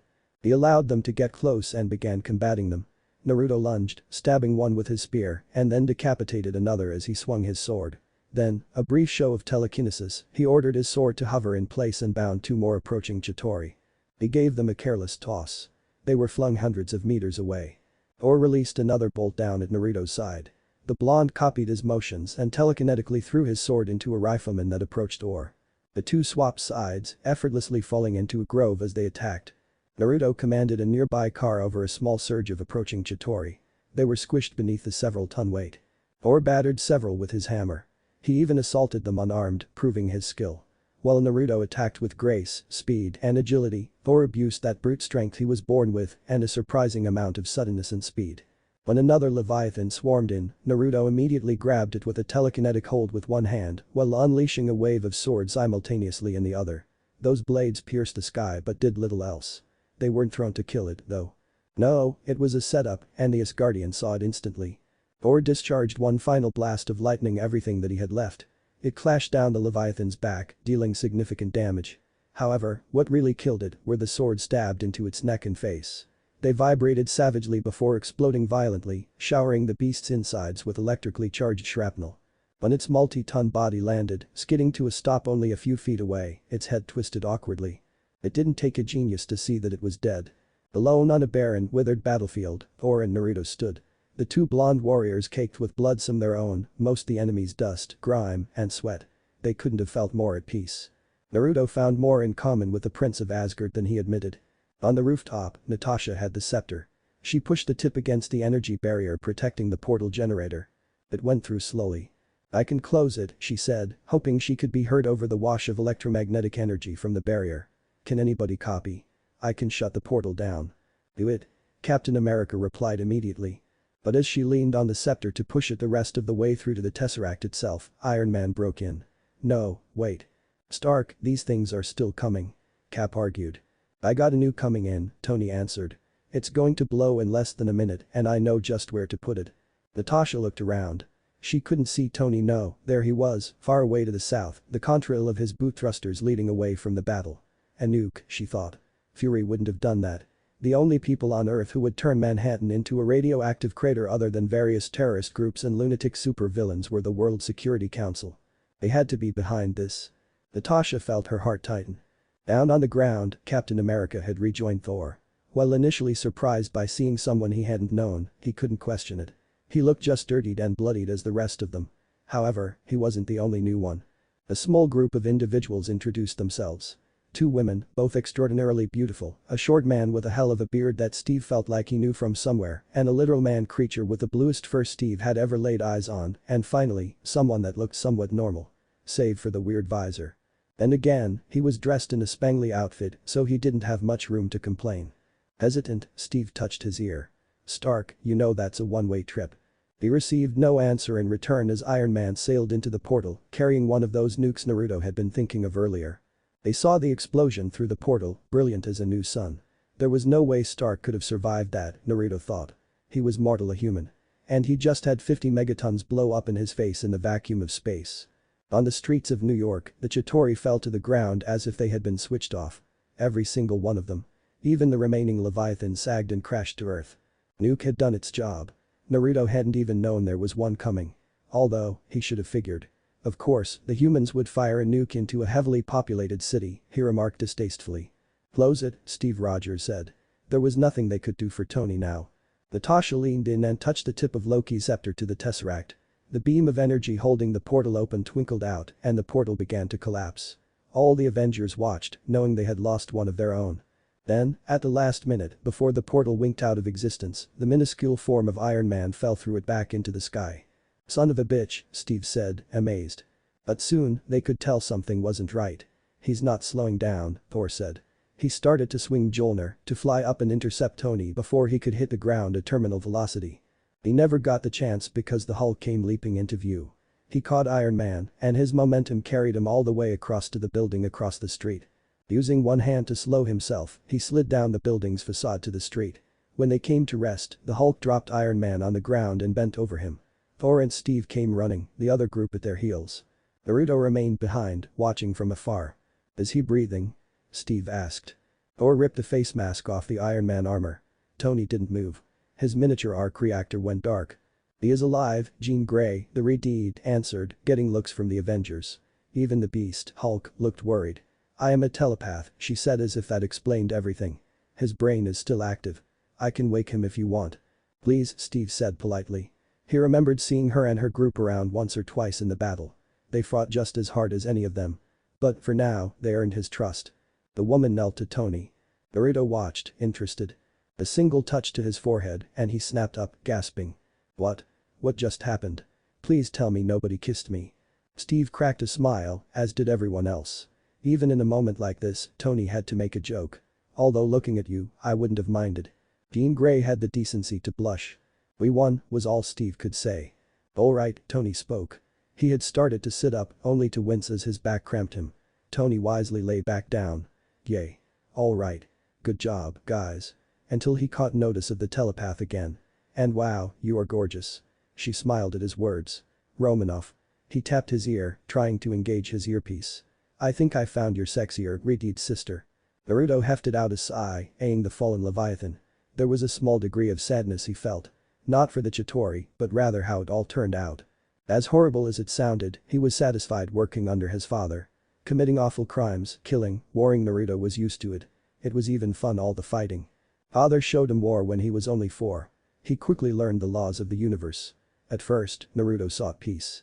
After seeing only bloodshed and cruelty, some of the latter having been aimed at him by his caretakers, he wanted to bring some good into the world. Naruto naively told his father that on his 5th birthday. The results were far from pleasant. Safe to say, he never brought his would-be ambitions again. He learned to keep secrets, real secrets there. With years spent doing exactly as father ordered, he became what Thanos wanted. The perfect weapon. And one of the finest in the universe. Naruto took pride in that. All the years of grueling training where, had he been slightly less durable, weaker mentally or physically, he would have perished long ago. This strength, this power, was his. He earned it. The bubbly aura had long since dissipated.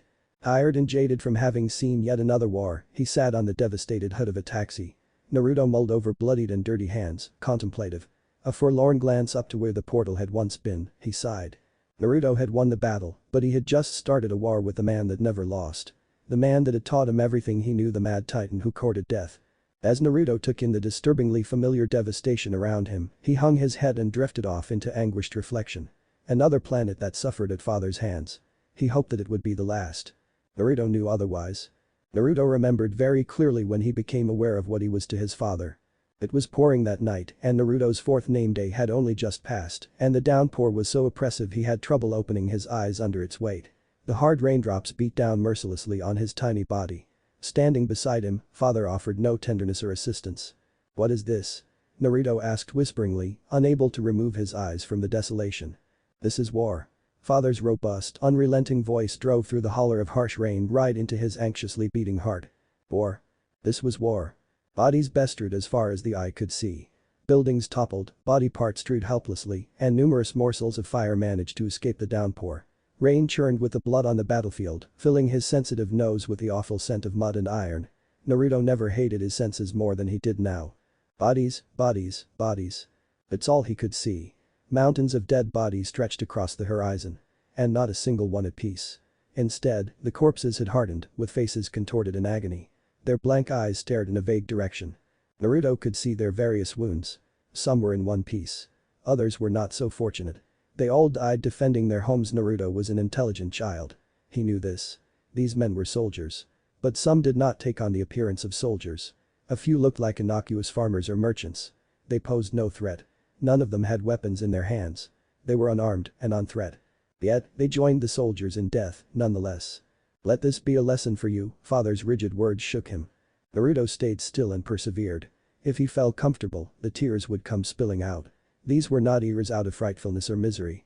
It was an emotion he couldn't quite put into words, and it surged within. He didn't understand why, but he felt such a dreadful tightness in his chest. Naruto loathed that feeling. Almost as much as he hated what he was looking at. They were both soaked in the ruthless onslaught of this planet's rainfall. Father likely wouldn't notice if he spilled his tears, whispered the traitorous part of his mind. Still, Naruto couldn't. He felt that if he cried, somehow, father would see. So he desperately strengthened his resolve. Remember this feeling, child. Helplessness. Fear. Hatred. Memorize it all and draw power from it. This saying kept repeatedly reiterating in his ears like a broken record. Naruto let that wildfire burn even hotter, trying to take comfort in his hatred, but he cried anyway. The tears merged with the rain as they drained off his ashen skin. Father soldiers. Enemy soldiers. Civilians, it didn't matter. There were countless dead, and they blanketed their corpses across the far reaches of land. With no end in sight, it was a sea of dead. All of them were unable to kick free of their deaths as they struggled, mourned, and writhed. Those anguish-filled faces were all similar. Not one among them had wished for death. And yet they had all died. Why? Because of the war. War was the great equalizer. Those who fought died, and those who had no desire to fight still died. War burdened everyone equally. Naruto could see this, despite his young age. "Father." Naruto scarcely heard his voice. And then, for the first time, he discovered he was shaking. It wasn't the chill of the rain. It wasn't a fear of the corpses. Rage made Naruto shake. Why? Be specific. The blonde child shook even harder as the rain chilled him to the bone and the wildfire of rage swarmed his core. "Why bring me here? Why?" he asked angrily. The words flew out against his control. He regretted them as soon as they left his tongue. His father was silent for a while at the query from his young son, and then he began to respond as if choosing his words carefully. "You are a clever boy." Naruto waited for his father to continue, his gaze still fixed on the bodies. Then, he felt a warm sensation, his father's palm resting atop his head. "I wanted to make sure you saw reality," he said in the softest voice he'd ever heard. The boy hysterically rummaged through his emotional mind for the meaning of the word reality. He had yet to turn 5. He couldn't comprehend the difference between reality and fiction. Finally, he grasped the meaning of what his father was leaving unsaid. And he captured the severity of the situation. He understood because father wanted him to. "This is the world I will live in," Naruto murmured, unable to remove his gaze from the ocean of the dead. "That is correct." A brief pause. "This is what the universe is. A constant struggle for power. Conquest, defense, it's all the same. War still exists with or without me. It's engraved into sentient nature. As long as there is free will, there will invariably be a power struggle. Where there are winners, there are always losers, which is why I even out the scales. Indiscriminately." Once again, Naruto searched for the definition of indiscriminately. "Half of all life on each planet. Rich and poor alike. The universe is better off." "But why?" Aino sighed mournfully. "Because, child, the universe strains more and more by the day. Life grows out of control. Overpopulation. Those at the bottom struggle while those at the top eat like kings. What I do is fair." Naruto unveiled the horrors before him. He really did to see what was fair about this. Father took them to this planet. They were happy, his naive self said.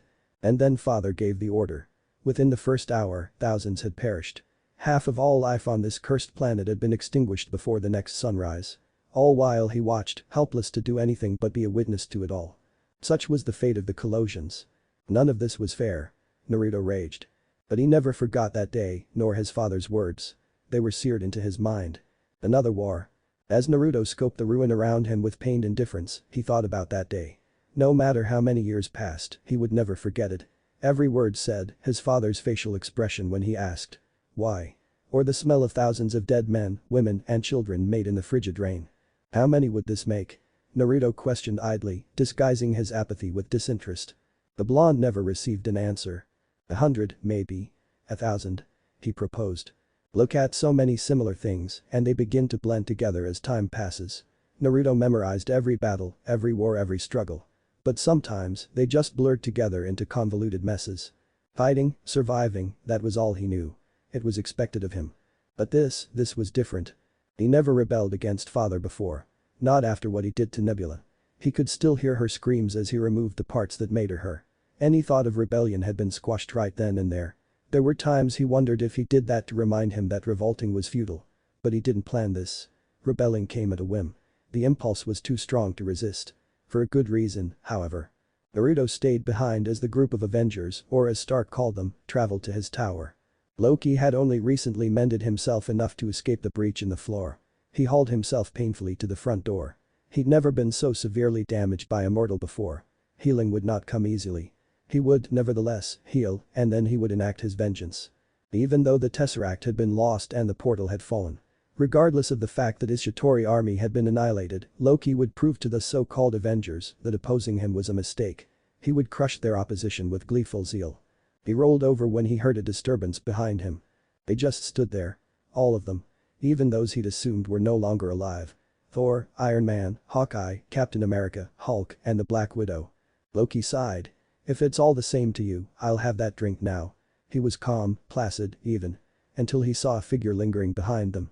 You. He thundered, startling some of the Avengers. Naruto slowly approached the fallen god, ignoring the group's shocked looks. Clearly, they didn't expect Loki to know him. He promised me no interference. Loki hissed out the first word. Naruto boredly knelt to him. My father didn't betray you. Then what? I did. A flash of rage washed over Loki's face while Captain America stepped forward. Wait a second. Betrayed. Do you know him? Steve asked wearily.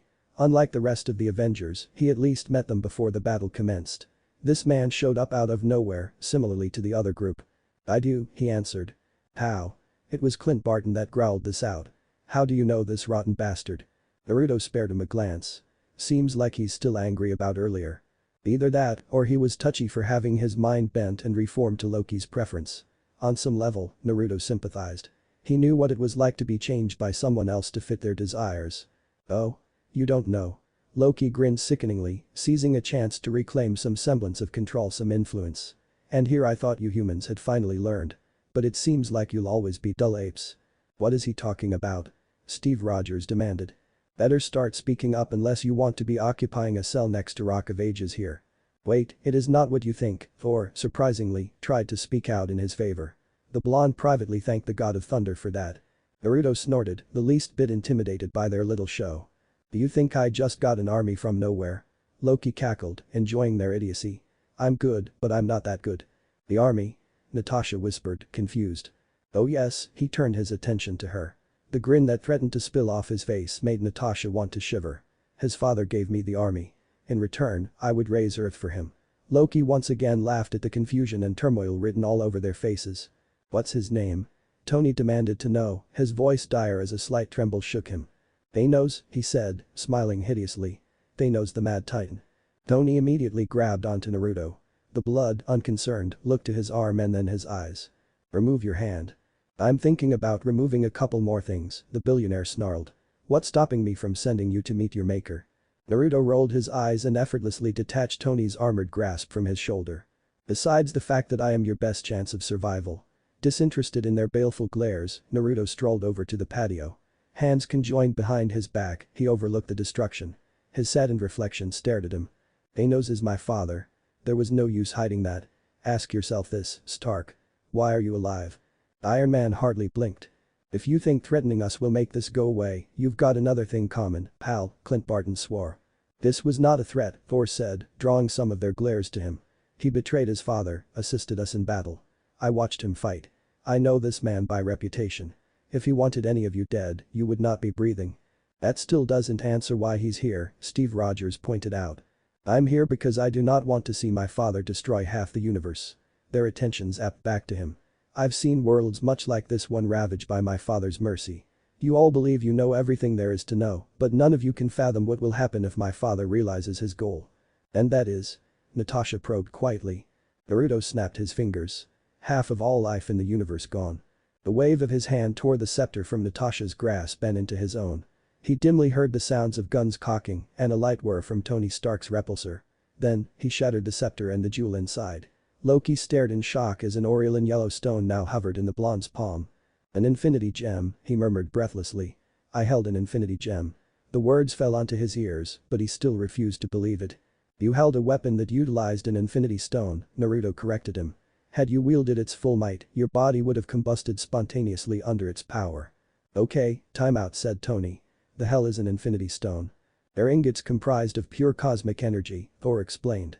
When the Big Bang occurred, 6 fundamental forces of the universe split into concentrated forces of power. These are the infinity gems. And they can only be used by those of incredible power, Naruto continued for him. My father included. He wants a couple of rocks. So, what? Clint asked. You don't understand the power of these stones. Each one can generate enough energy to wipe away galaxies. A chilling silence descended on the room. When the Avengers looked at Thor, he nodded, telling them it was true. My father wants to wield all 6 of them. If he does, he'll finally get what he wants. You asked why I meddled in your affairs. Why don't you ask Loki what my father asked in return for the Chitauri? When no one dared to open their mouths, he shrugged. The Space Stone. Or, as you foolishly call it. The Tesseract, Steve said, wide-eyed. I don't get it. If that thing right there, Barton pointed to the stone hovering in Naruto's palm, is an infinity gem or whatever they're called, that means he already had one stone. So why give Loki that one? Steve and Tony nodded. The thought had entered their minds too. He wanted to test its power and test the strength of Earth. Loki was a pawn in a game he was too blind to know he was playing. Naruto ignored Loki's resentful expression. I could not allow my father to obtain 2 stones. My rebellion means my death. But I'm already dead, Naruto remarked venomously. In his dreams, he ceased to see what happened afterward. Naruto didn't need to question why. He knew which half of the universe he stood on. Why reveal all of this? Natasha asked something that had been bugging her. The stones, we had no idea about them. Thanos will come for them. There is no dark forbidden corner of the universe he will not travel to obtain them. But humanity could not even hold up against a third of the Chitauri my father has at his disposal. The looks of dread on their faces went unnoticed as he continued to take in the devastation caused by said army. That was just a third. Which is why I'm entrusting them to the Asgardians. I'm sorry, but who died and made you boss? Stark asked. Tony Natasha was run over. Seriously, I think this should be a group discussion at the very least. You were naive to their existence before today, Naruto commented. You're incapable of making decisions on matters you know nothing of. As of today, Earth proved that they are ready for galactic war. Your alien encounters will only increase from here on out, making this planet more dangerous than ever. I will not entrust the Infinity Stones to a divided planet like this one. You don't get to decide that, said Barton. Naruto rolled his eyes again. My father fears the All-Father. Asgard boasts a respectable army. Therefore, the stones shall remain in Asgard where they are safe. I agree, Natasha said shockingly. Are you serious? You can't be. Tony shook his head.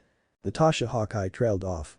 SHIELD messed with the Tesseract and brought an alien invasion on our doorstep, Barton. Before that, a Nazi used it to make weapons and nearly conquered the world. SHIELD was going to make weapons with it as well. I don't blame SHIELD for wanting weapons, but we're dealing with forces we don't understand. You don't understand, Tony corrected her. Do you know what cosmic energy is, Stark? Naruto's sudden question halted their argument. Do you know what the other 4 Infinity Stone are called? What aspects of reality they command? Have you ever wielded the power of one? No, you have not. Odin All-Father has. This self-appointed Iron Man didn't know the first thing about the Infinity Stones or cosmic energy. Tony averted his gaze, deep in thought. The stones shall be taken to Asgard where they will be kept from the Mad Titan's clutches, Thor said in a tone that brokered no room for an argument. The government ain't gonna like this, Barton said ultimately. Nick Fury answered the call to the World Security Council. They demanded to know how Iron Man had discovered the inbound missile. Fury told them. Enraged, they then demanded that the Avengers be brought together and kept in one place under World Security Council supervision. "I'm afraid I can't do that," Fury said. "Where are the Avengers?" the lead counselor asked. "I'm not currently tracking their whereabouts," Fury answered. "I'd say they've earned a leave of absence." This wasn't strictly true. He was tracking their whereabouts and knew they had gathered to see Thor and Loki off back to Asgard with the Tesseract and the Scepter. He also knew that Tony, Bruce, Natasha, Barton and Steve would scatter once the Asgardians were gone. Exactly as Fury wanted. The farther apart they were, the harder it would be for the counselors to watch over them. Fury was an old dog who knew lots of tricks. One of them was that he knew better than trusting groups like the World Security Council. After all, they'd already gone behind his back and tried to nuke Manhattan. "And the Tesseract?" the counselor pressed. "The Scepter?" "The Tesseract and the Scepter is where it belongs. Out of our reach." "That's not your call," the counselor said ominously. "I didn't make it," Fury replied. "I just didn't argue with the god that did. So you let him take it and the war criminal, Loki, who should be answering for his crimes. And what of those others not included in the Avengers initiative?" "SHIELD is searching for them as we speak," Director Fury responded. "Search faster, Director." Fury almost allowed his annoyance to show. "The other one. What do you know of him?" "Besides that he helped defend New York?" Fury inquired. He was met with some nods. "There is a threat coming.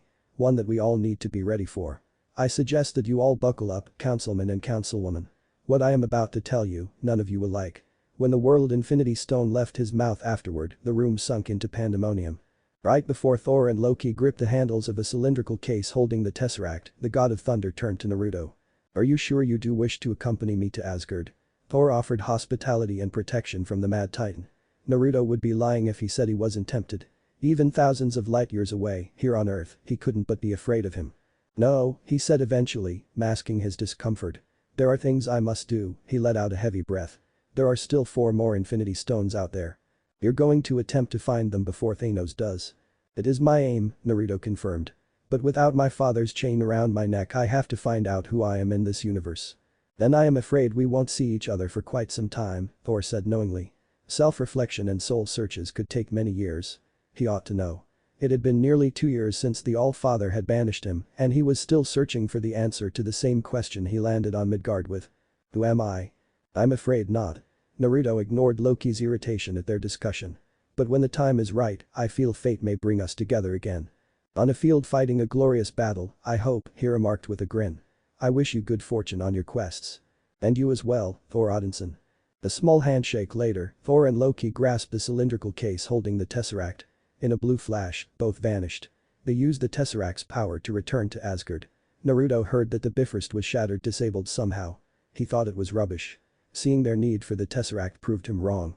"First time for everything," he murmured amusedly as they dissipated. Naruto sincerely hoped that would be the last time he would ever gaze upon those 2 stones. God and All-Father would ensure the security of the Space and Mind Stones. Now all he had to do was find the other 4 before Father did. That shouldn't be too hard.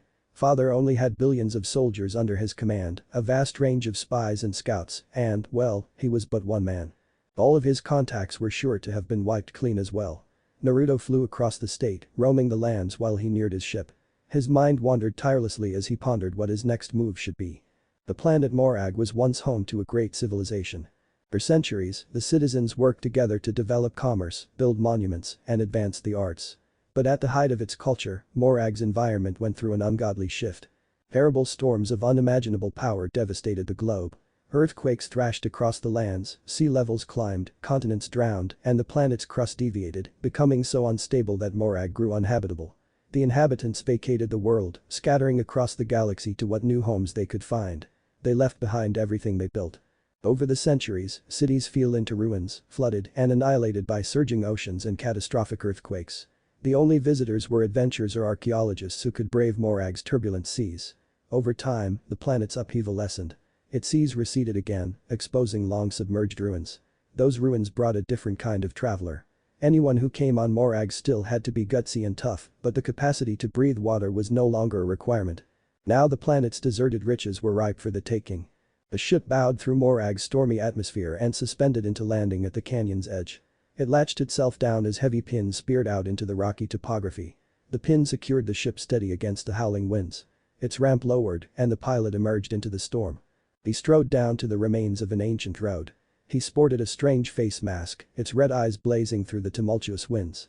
When he neared the edge of a ruined city, he pulled out a handheld device with a rectangular lens. It glowed a simmering blue. He attempted to activate it, but it sputtered pitifully, refusing to turn on. The adventurer jerked it, dabbing it roughly, and it popped back to life, shooting out a bright field of blue light. It steamed in the rain. The pilot mopped the cone back and forth across the ruin. Dozens of blue pinpoints glowed amongst the destroyed city's edge. Then the holo-mapping device fed those dots into its processor and designed a hologram of what the city had looked like during its last before it had been ruined. Grainy projections of roadways and structures hung in the air, shining red ghosts of a great city now centuries gone. In front of the pilot snaked a road that led directly to a building near the edge of the hologram projection. On that building, a tracking lit up. It looked like a target, and that's precisely what it was. The target of this expedition. The pilot tracked the road, parting through the hologram's ghosts of Morag citizens. People went about their business. A little girl played with a dog. The pilot was surprised to learn that Morag's inhabitants were similar to humans. He reached the ruined building and stepped inside, fleeing the rain. The wind still blew, but not nearly as furious in the enclosed space. Part of the roof had dipped in, and shafts of dim light shone down onto the rubble-strewn floor. The interior of the building was considerable, with 30-foot ceilings and enduring pillars supporting them. Pausing a moment, the pilot glanced over the scene, and when he was satisfied he was safe, he touched the flank of his mask. It disappeared with a crackle, leaving a patch of tech attached behind his ear. Breathing a fresh bout of air, Ravager Peter Quill got down to business. Smiling, he slipped on his headphones. Cracking on his awesome mixtape Vol. 1, he fell into a grove. He tapped one foot and soon, he was dancing, grooving his way through the ruin. The rain ceased and he kept on jamming, moving across the open plaza at the familiar rhythms of the songs that kept him company for 22 years. He splashed through puddles, kicked away a tiny pack of aggressive little lizard-like animals, and reached the edge of a massive crack in the ground. Maintaining his rhythm, he fired up his rocket boots, spanning a gigantic gap in the gash, as ugly serpent-like creatures barked their teethed maws at him. On the other side, he arrived at a sealed door. Peter Quill inserted a key into the lock. The key acclimated to the lock's chambers, and within 5 seconds, the door fanned, squealing. Finally, the door opened, revealing a smaller hidden section lit by a blue containment tube resting on a pedestal. Peter Quill took a transparent globe out of his Ravager coat. Bright light glowed from within when he shook it, further illuminating the room. A breath, this time out of relief. He was alone. Good. He set down the globe and unhooked a triangular metal device from his sash. In the many years since he was abducted from Earth by the Ravager clan he still served, Peter experienced quite a lot. He'd seen a planet made entirely out of fire with a moon made of ice. He'd seen an army of shape-shifting aliens called the Skrulls. Hell, he even watched as twin suns went supernova together. If Peter Quill was honest, it was a pretty freaking fantastic couple of decades. He worked his way through the ranks of the Ravagers. Peter was a measly deckhand and rose to being his captain's second in command. It was a pretty good life. Lots of adventure, always something new to see and do, but there was one thing he'd never been in all these years. Rich. If things worked here in the ruins of this ancient Morag temple, though, that would change. Inside the brilliant blue containment field was a metallic orb. Its surface was carved in a complex pattern. Peter had done a little research, well, more than a little, on this particular item, and although he didn't know exactly what it was, he knew a couple of things about it. Firstly, the broker would pay him a lot of money for it. It was exceptionally well protected. The containment field would disintegrate anything that touched it from the outside. So, Peter decided to make it come to him. That's where the triangular device came into play. It was developed to attract certain kinds of metal alloys electromagnetically, and the orb was made of just such an alloy. Beyond that, Peter had no idea what it was for. He didn't care much, either. He just knew that it would make him rich.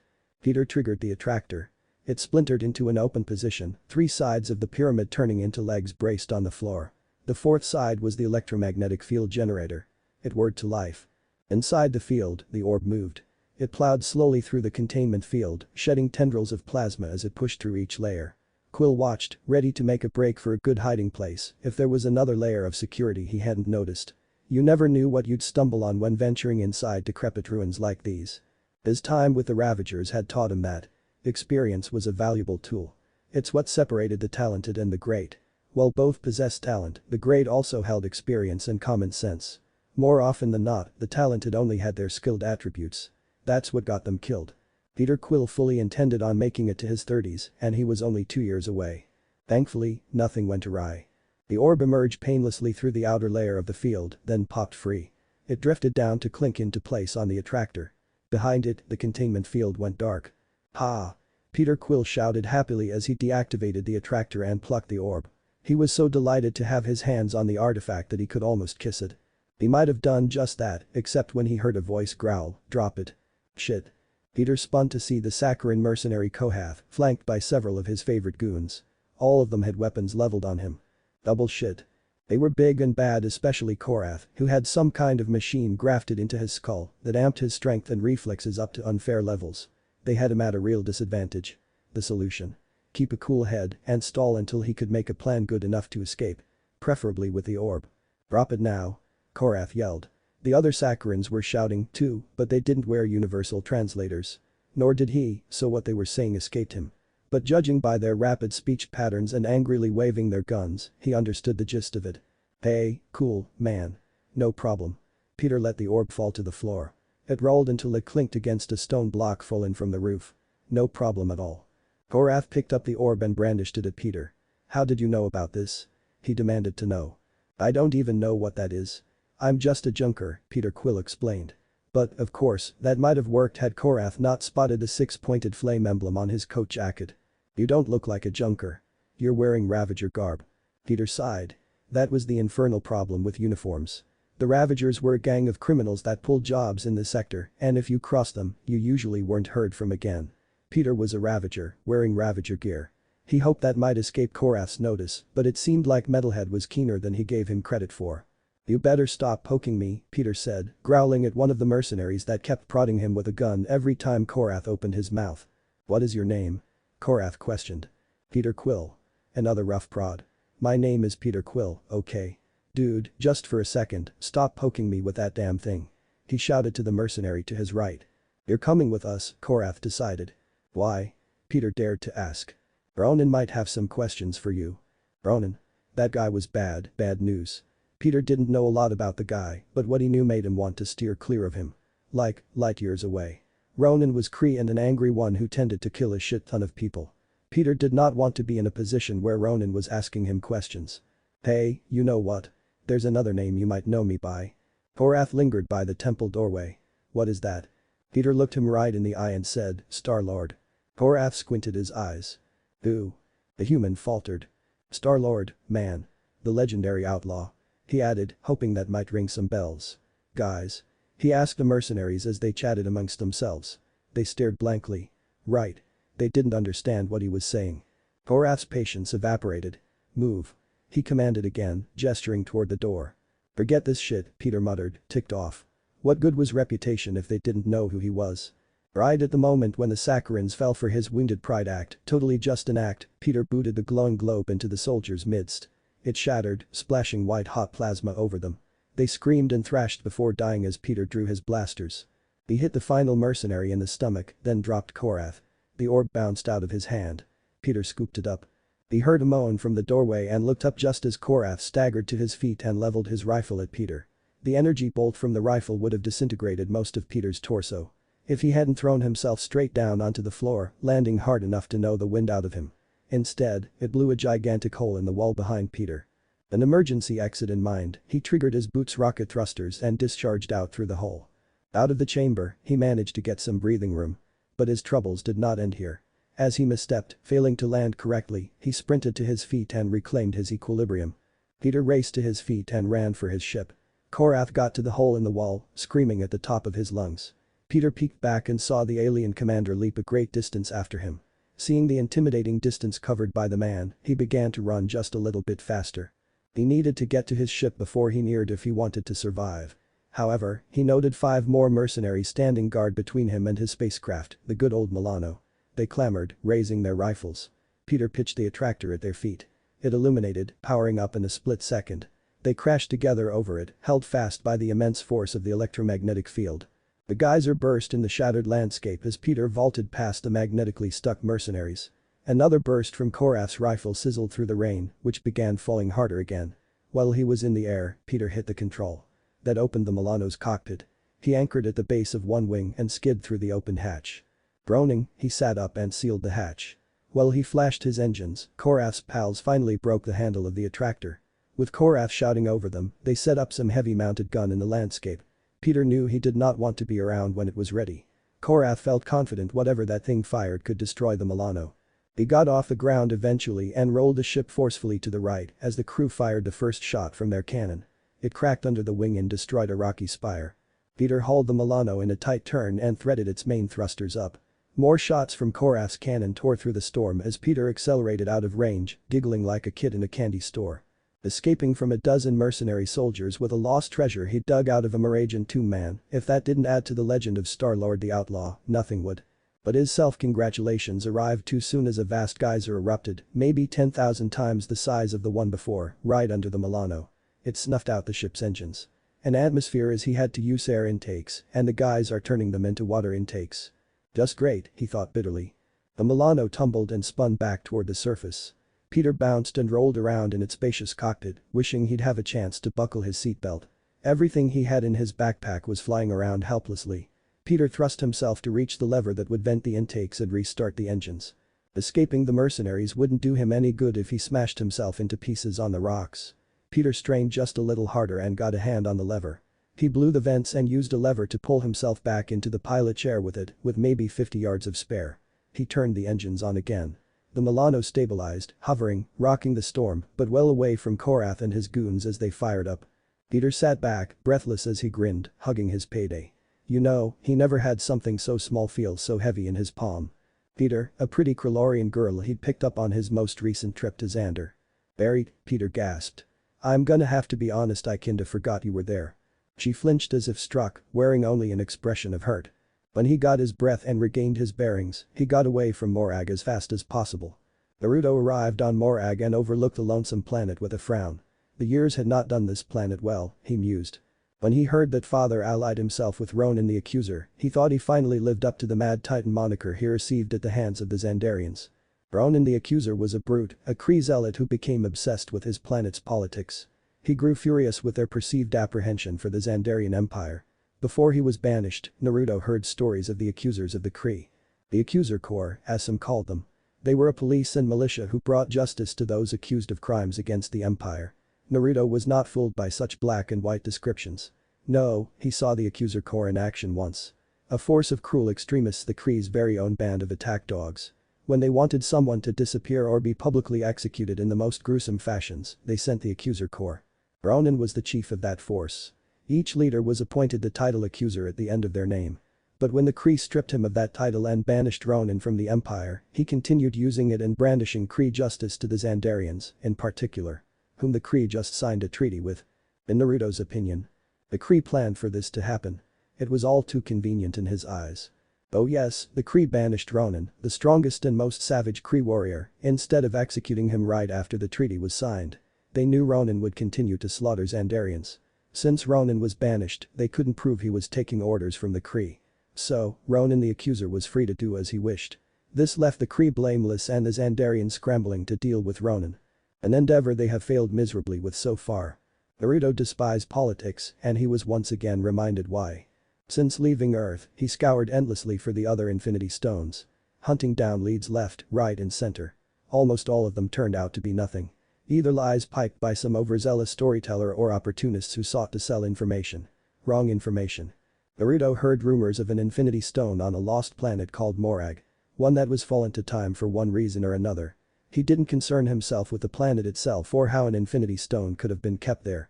Naruto didn't have that luxury. He followed every lead he could find. That meant this one. He only hoped that this particular lead would bear some form of fruit.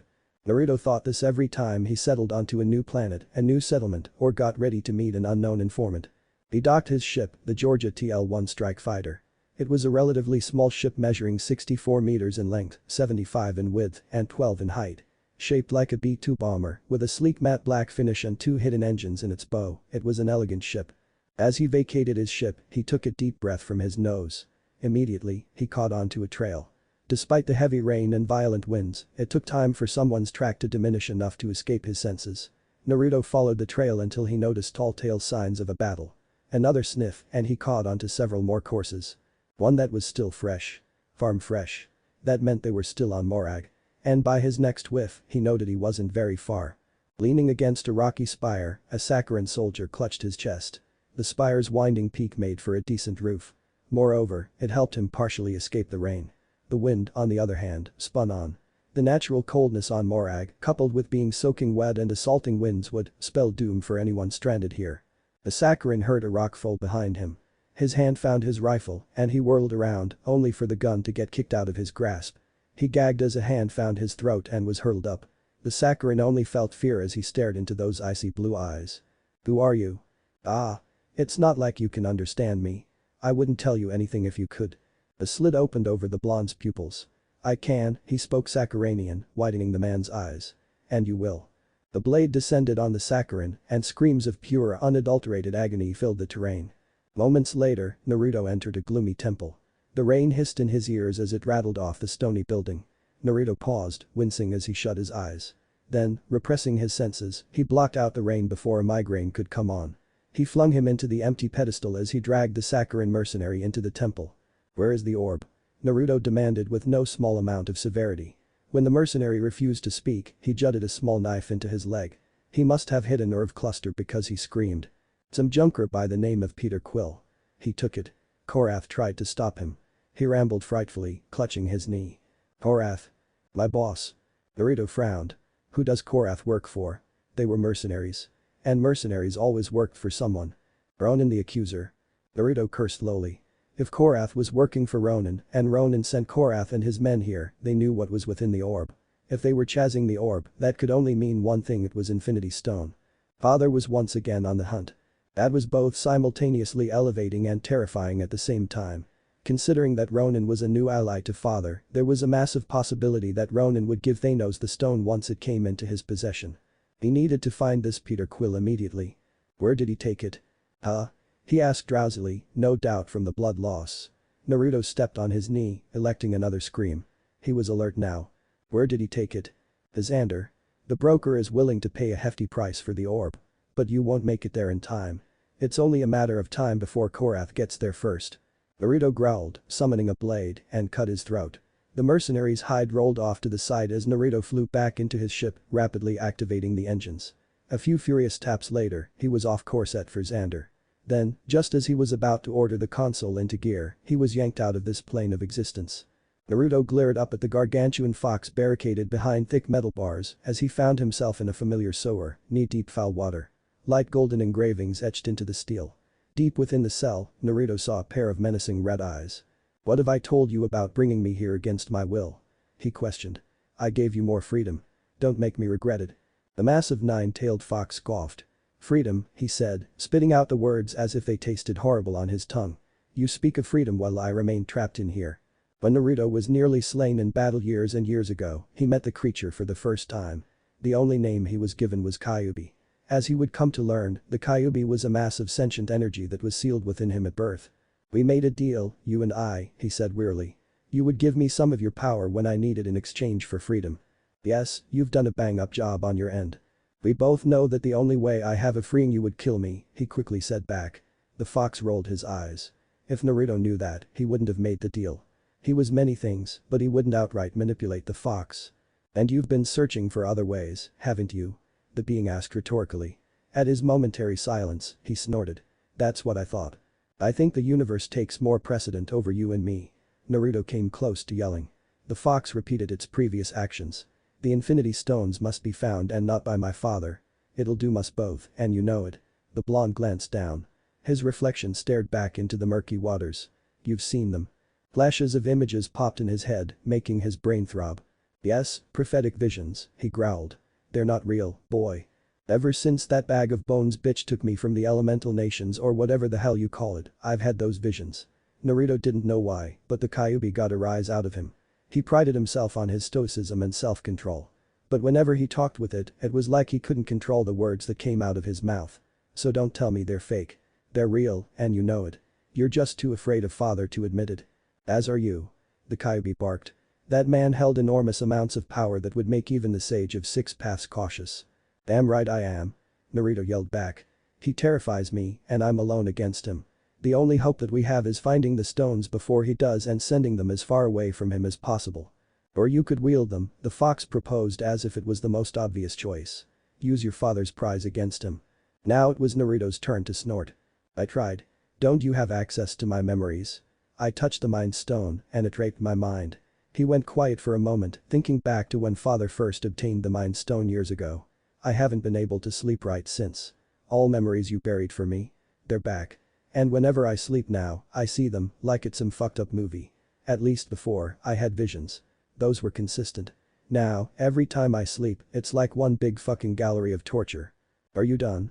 Kyuubi drawled, uninterested. Naruto took a deep breath, frowning at himself for that outburst. Yeah, I'm done. Good.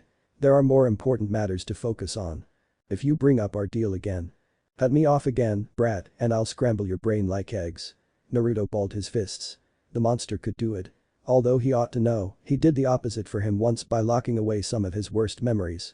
Your body should be strong enough to bear at least one stone. I'm not using the stones, Naruto said adamantly.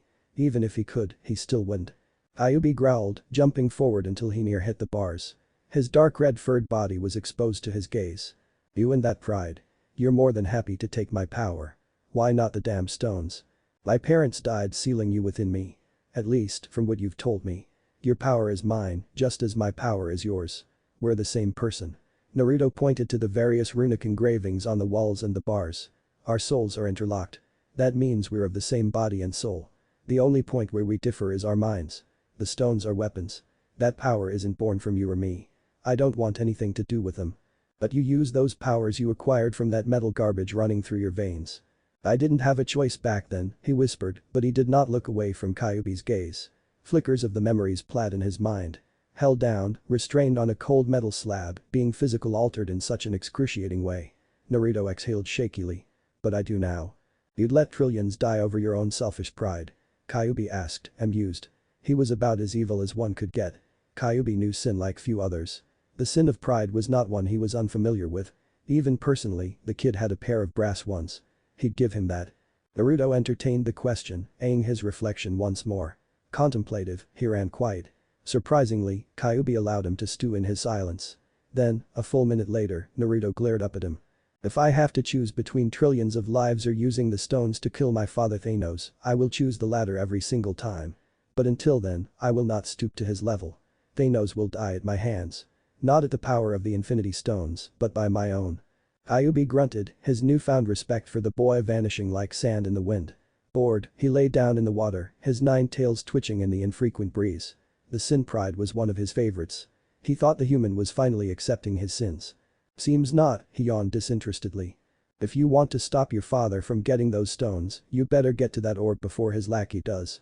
That's the plan, he replied, turning around, believing their conversation to be finished. And brat, the 9 tails called out.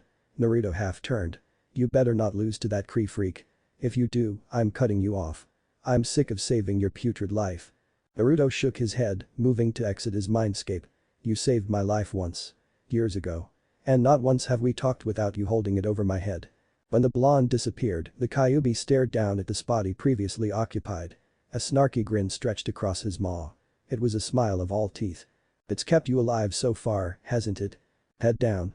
The beast fell into slumber. He would wait patiently until an event worthy of his interest transpired. Then, he would awaken. Hours later, with the ship set on course for the planet Xander where he would meet the broker, Peter sat in the pilot chair. Peter idly tossed the orb into the air, repeatedly catching it. The way he had watched baseball when he was a kid. As usual, he was rocking out to the awesome mixtape Vol. Which played in a stereotape deck. He got custom made on Xander a few years back. He showed the guy how it worked at least as far as he knew and how the Milano was a spacefaring concert hall. Peter daydreamed of what he would do when the orb had made him rich as he watched the Holo News. The Kree Empire was in an uproar over a peace treaty the Emperor had signed with Xander and, by extension Nova Prime, the head of the Nova Corps. In this part of the galaxy, they were the law, a cadre of take-no-prisoners, tough guys who are about the only thing keeping the Kree in check. Peter was considering the situation, hoping things would stay calm on Xander long enough for him to make a deal with the orb when a video call interrupted the holo feed. It was Yondu, the leader of his band of Ravagers. And the person responsible for kidnapping Peter from Earth, and he had to admit for more or less raising him afterward. Yondu was a blue humanoid with a mohawk-shaped ridge in his skull and severe anger management issues. Quill. Yondu yelled. The Centaurian always yelled. "Hey, Yondu," Peter replied casually. "I'm here on Morag. Ain't no orb, ain't no you." "Yeah, I was in the neighborhood. I thought I'd save you the hassle," said Peter. He had to keep Yondu talking for a minute while figuring out how to handle the situation. The thing was, Peter wasn't supposed to leave Morag, much less take the orb for himself. Shocker, right? The Ravagers, meaning Yondu, cut the original deal with the broker, and Peter decided it seemed like an excellent opportunity to strike out on his own. The problem was, Yondu wasn't going to see it that way. Yondu's eyes narrowed. "Well, where you at now, boy? I feel really bad about this, but I'm not going to tell you that." Getting those words out was tougher than he expected. Peter respected Yondu. He liked the guy even if he did kidnap him as a kid. Yondu's face twisted. "I slaved making this deal." "Slaved?" he scoffed. "And now you're going to rip me off? Make a few calls as saved. I mean, really, Yondu?" The Centaurian's eyes looked like they were about to pop from his skull. "We do not do that to each other, boy. We're Ravagers. We got a code," he thundered. "Yeah, and that code is?" "Steal from everybody," Peter felt the need to remind him. It's exactly what Yondu had taught him all those years ago. "When I picked you from Terra, these boys of mine wanted to eat you, damn it. They never tasted no Terran before. I stopped them. I saved you. In case you forgot, I was kidnapped." Peter jabbed his finger at the screen. "I wouldn't have needed to be saved if you hadn't taken me." Just as Yondu's sneering face twisted even further, Peter made a slashing gesture, cutting off the call. On Morag, Yondu turned to the Ravagers, a swirl of emotions brimming in his gaze. "Put a bounty on him." Furious, Yondu turned to his Ravagers. 40 grand. "But I want him alive." "Alive?" Horace echoed his lieutenant and but hardly an old friend. "That's what I said." The Centaurians stomped back toward their ship. "I told you when we picked that kid up you should have delivered him like we was hired to do." Horace raged as he followed his captain. "He was cargo. You're soft on him." Yondu whirled back around, furious. "You forgettin' that job was what got us excommunicated in the first place. And you're the only one I'm soft on," he yelled, flipping his coat and exposing his arrow. Horace froze. The dart glowed red hot and Yondu could telepathically control it. A thought would send it flying to strike any target. Yondu's gaze lasered on Horace's forehead. "Now don't you worry about Quill," he said lowly. "As soon as we get him back here, I'm going to kill him myself. What we need to worry about is who else out there wants that orb." Hanging in the blackness of space, the Dark Aster looked like a cross between a battlecruiser and a fortress. Wherever the warship appeared, it brought fear. Whole planets were evacuated based solely on rumors of the Dark Aster's approach. It wasn't so feared because it was one of the most heavily armed warships ever created, but that was beside the point, but because it was the flagship of none other than Ronan. Some knew him as Ronan the Murder. Others as Ronan the Bitcher and Ronan the Warlord. All these names were meant to slur Ronan for his cruelty. But they pleased him and there was one name preferred to all the others. The title Ronan the Accuser. Ronan looked upon the people of this galaxy and accused them of the greatest crime he could imagine: weakness. Ronan was Kree, a member of an empire that had once dominated vast sections of the galaxy. He was tall, intimidating, strong, and dwarfed those around him. He was the perfect specimen even among the immensely powerful Kree. Robust in body and mind. His will was unchangeable, his principles absolute. "They call me a terrorist, radical, zealot because I obey the ancient laws of my people, the Kree, and punish those who do not." Ronan rose from a cleansing pool of midnight black fluid. His attendants gathered around him to anoint his body with sacred powders and apply the mask of the accuser to his face. "Because I do not forgive your people for taking the life of my father. And his father before him. 1,000 years of war between us will not be forgotten." This speech was addressed to a prisoner who knelt in the chamber, his upper body restrained by a heavy steel collar tautened around his neck. He could hardly turn his stare. The prisoner was a Nova Centurion, a member of the Nova Corps, the Xander-based law enforcement agency that policed the galaxy. Fully outfitted in his armor and the cowl of his office, Ronan shifted to face the prisoner, who glared defiantly up at him. "You can't do this. Our government signed a peace treaty," he protested. "I bow to no government. Only the ancient ways," Ronan whispered. He despised the Nova Corps for their power and because they represented everything he hated about Xandarian civilization. The weakness, the cowardly use of diplomacy to avoid the righteous fury of war, and the inherited power of the Nova Force. "The Xandarians and your culture are a disease." Ronan held out his hand and one of his attendants handed him his hammer. It was a meter long that channeled his power. But it was also his symbol. The government of the Kree might not recognize him as accuser any longer, but Kree tradition did. "You will never rule Xander." "No," Ronan said whisperingly. "I will cure it."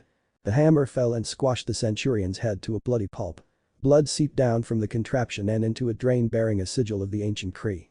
Nebula, daughter of Thanos, waited in the shadows while her associate administered his justice.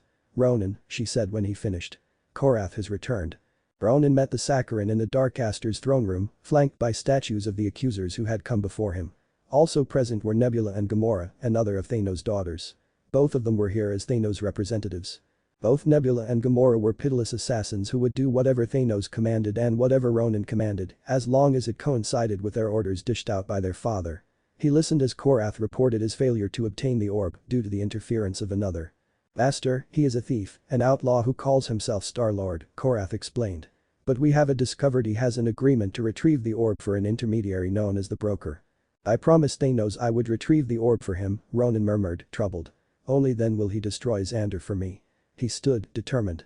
"Nebula, go to Xander and get me the orb." The woman bowed to him. Once, she might have been considered beautiful. Before the cybernetic parts were implanted into her face and before the metal arm had replaced her real one. "It will be my honor." Stepping forward, Gamora said, "It will be your doom." Aiming a glance to Ronan, she continued, "If this happens again, you will be facing our father without his prize." Unlike her sister, Gamora was a beauty that was rarely found. Tall, athletically bodied with great curves and an impressive bust, a remarkably attractive face, sharp yellow eyes that told 1,000 bloody battles. Her flawless green skin matched well with her green hair. The latter of which had been a darker shade. It appeared almost black in a certain light. Yes, Ronan considered. That was a problem. As great as his strength was, even he knew not to cross Thanos the Mad Titan. "I am a daughter of Thanos, just like you," Nebula cut in. "I know Xander," Gamora pointed out, her tone just as cutting as Nebula's speech. "Ronan has already decreed that I do not speak for me," he hailed, and the two's mouths snapped shut. Ronan stepped to Gamora. "You will not fail me." Gamora almost smiled at the warning in his tone. "Have I ever? What if Naruto, son of Captain Marvel?" End here and thanks for watching my video till the end.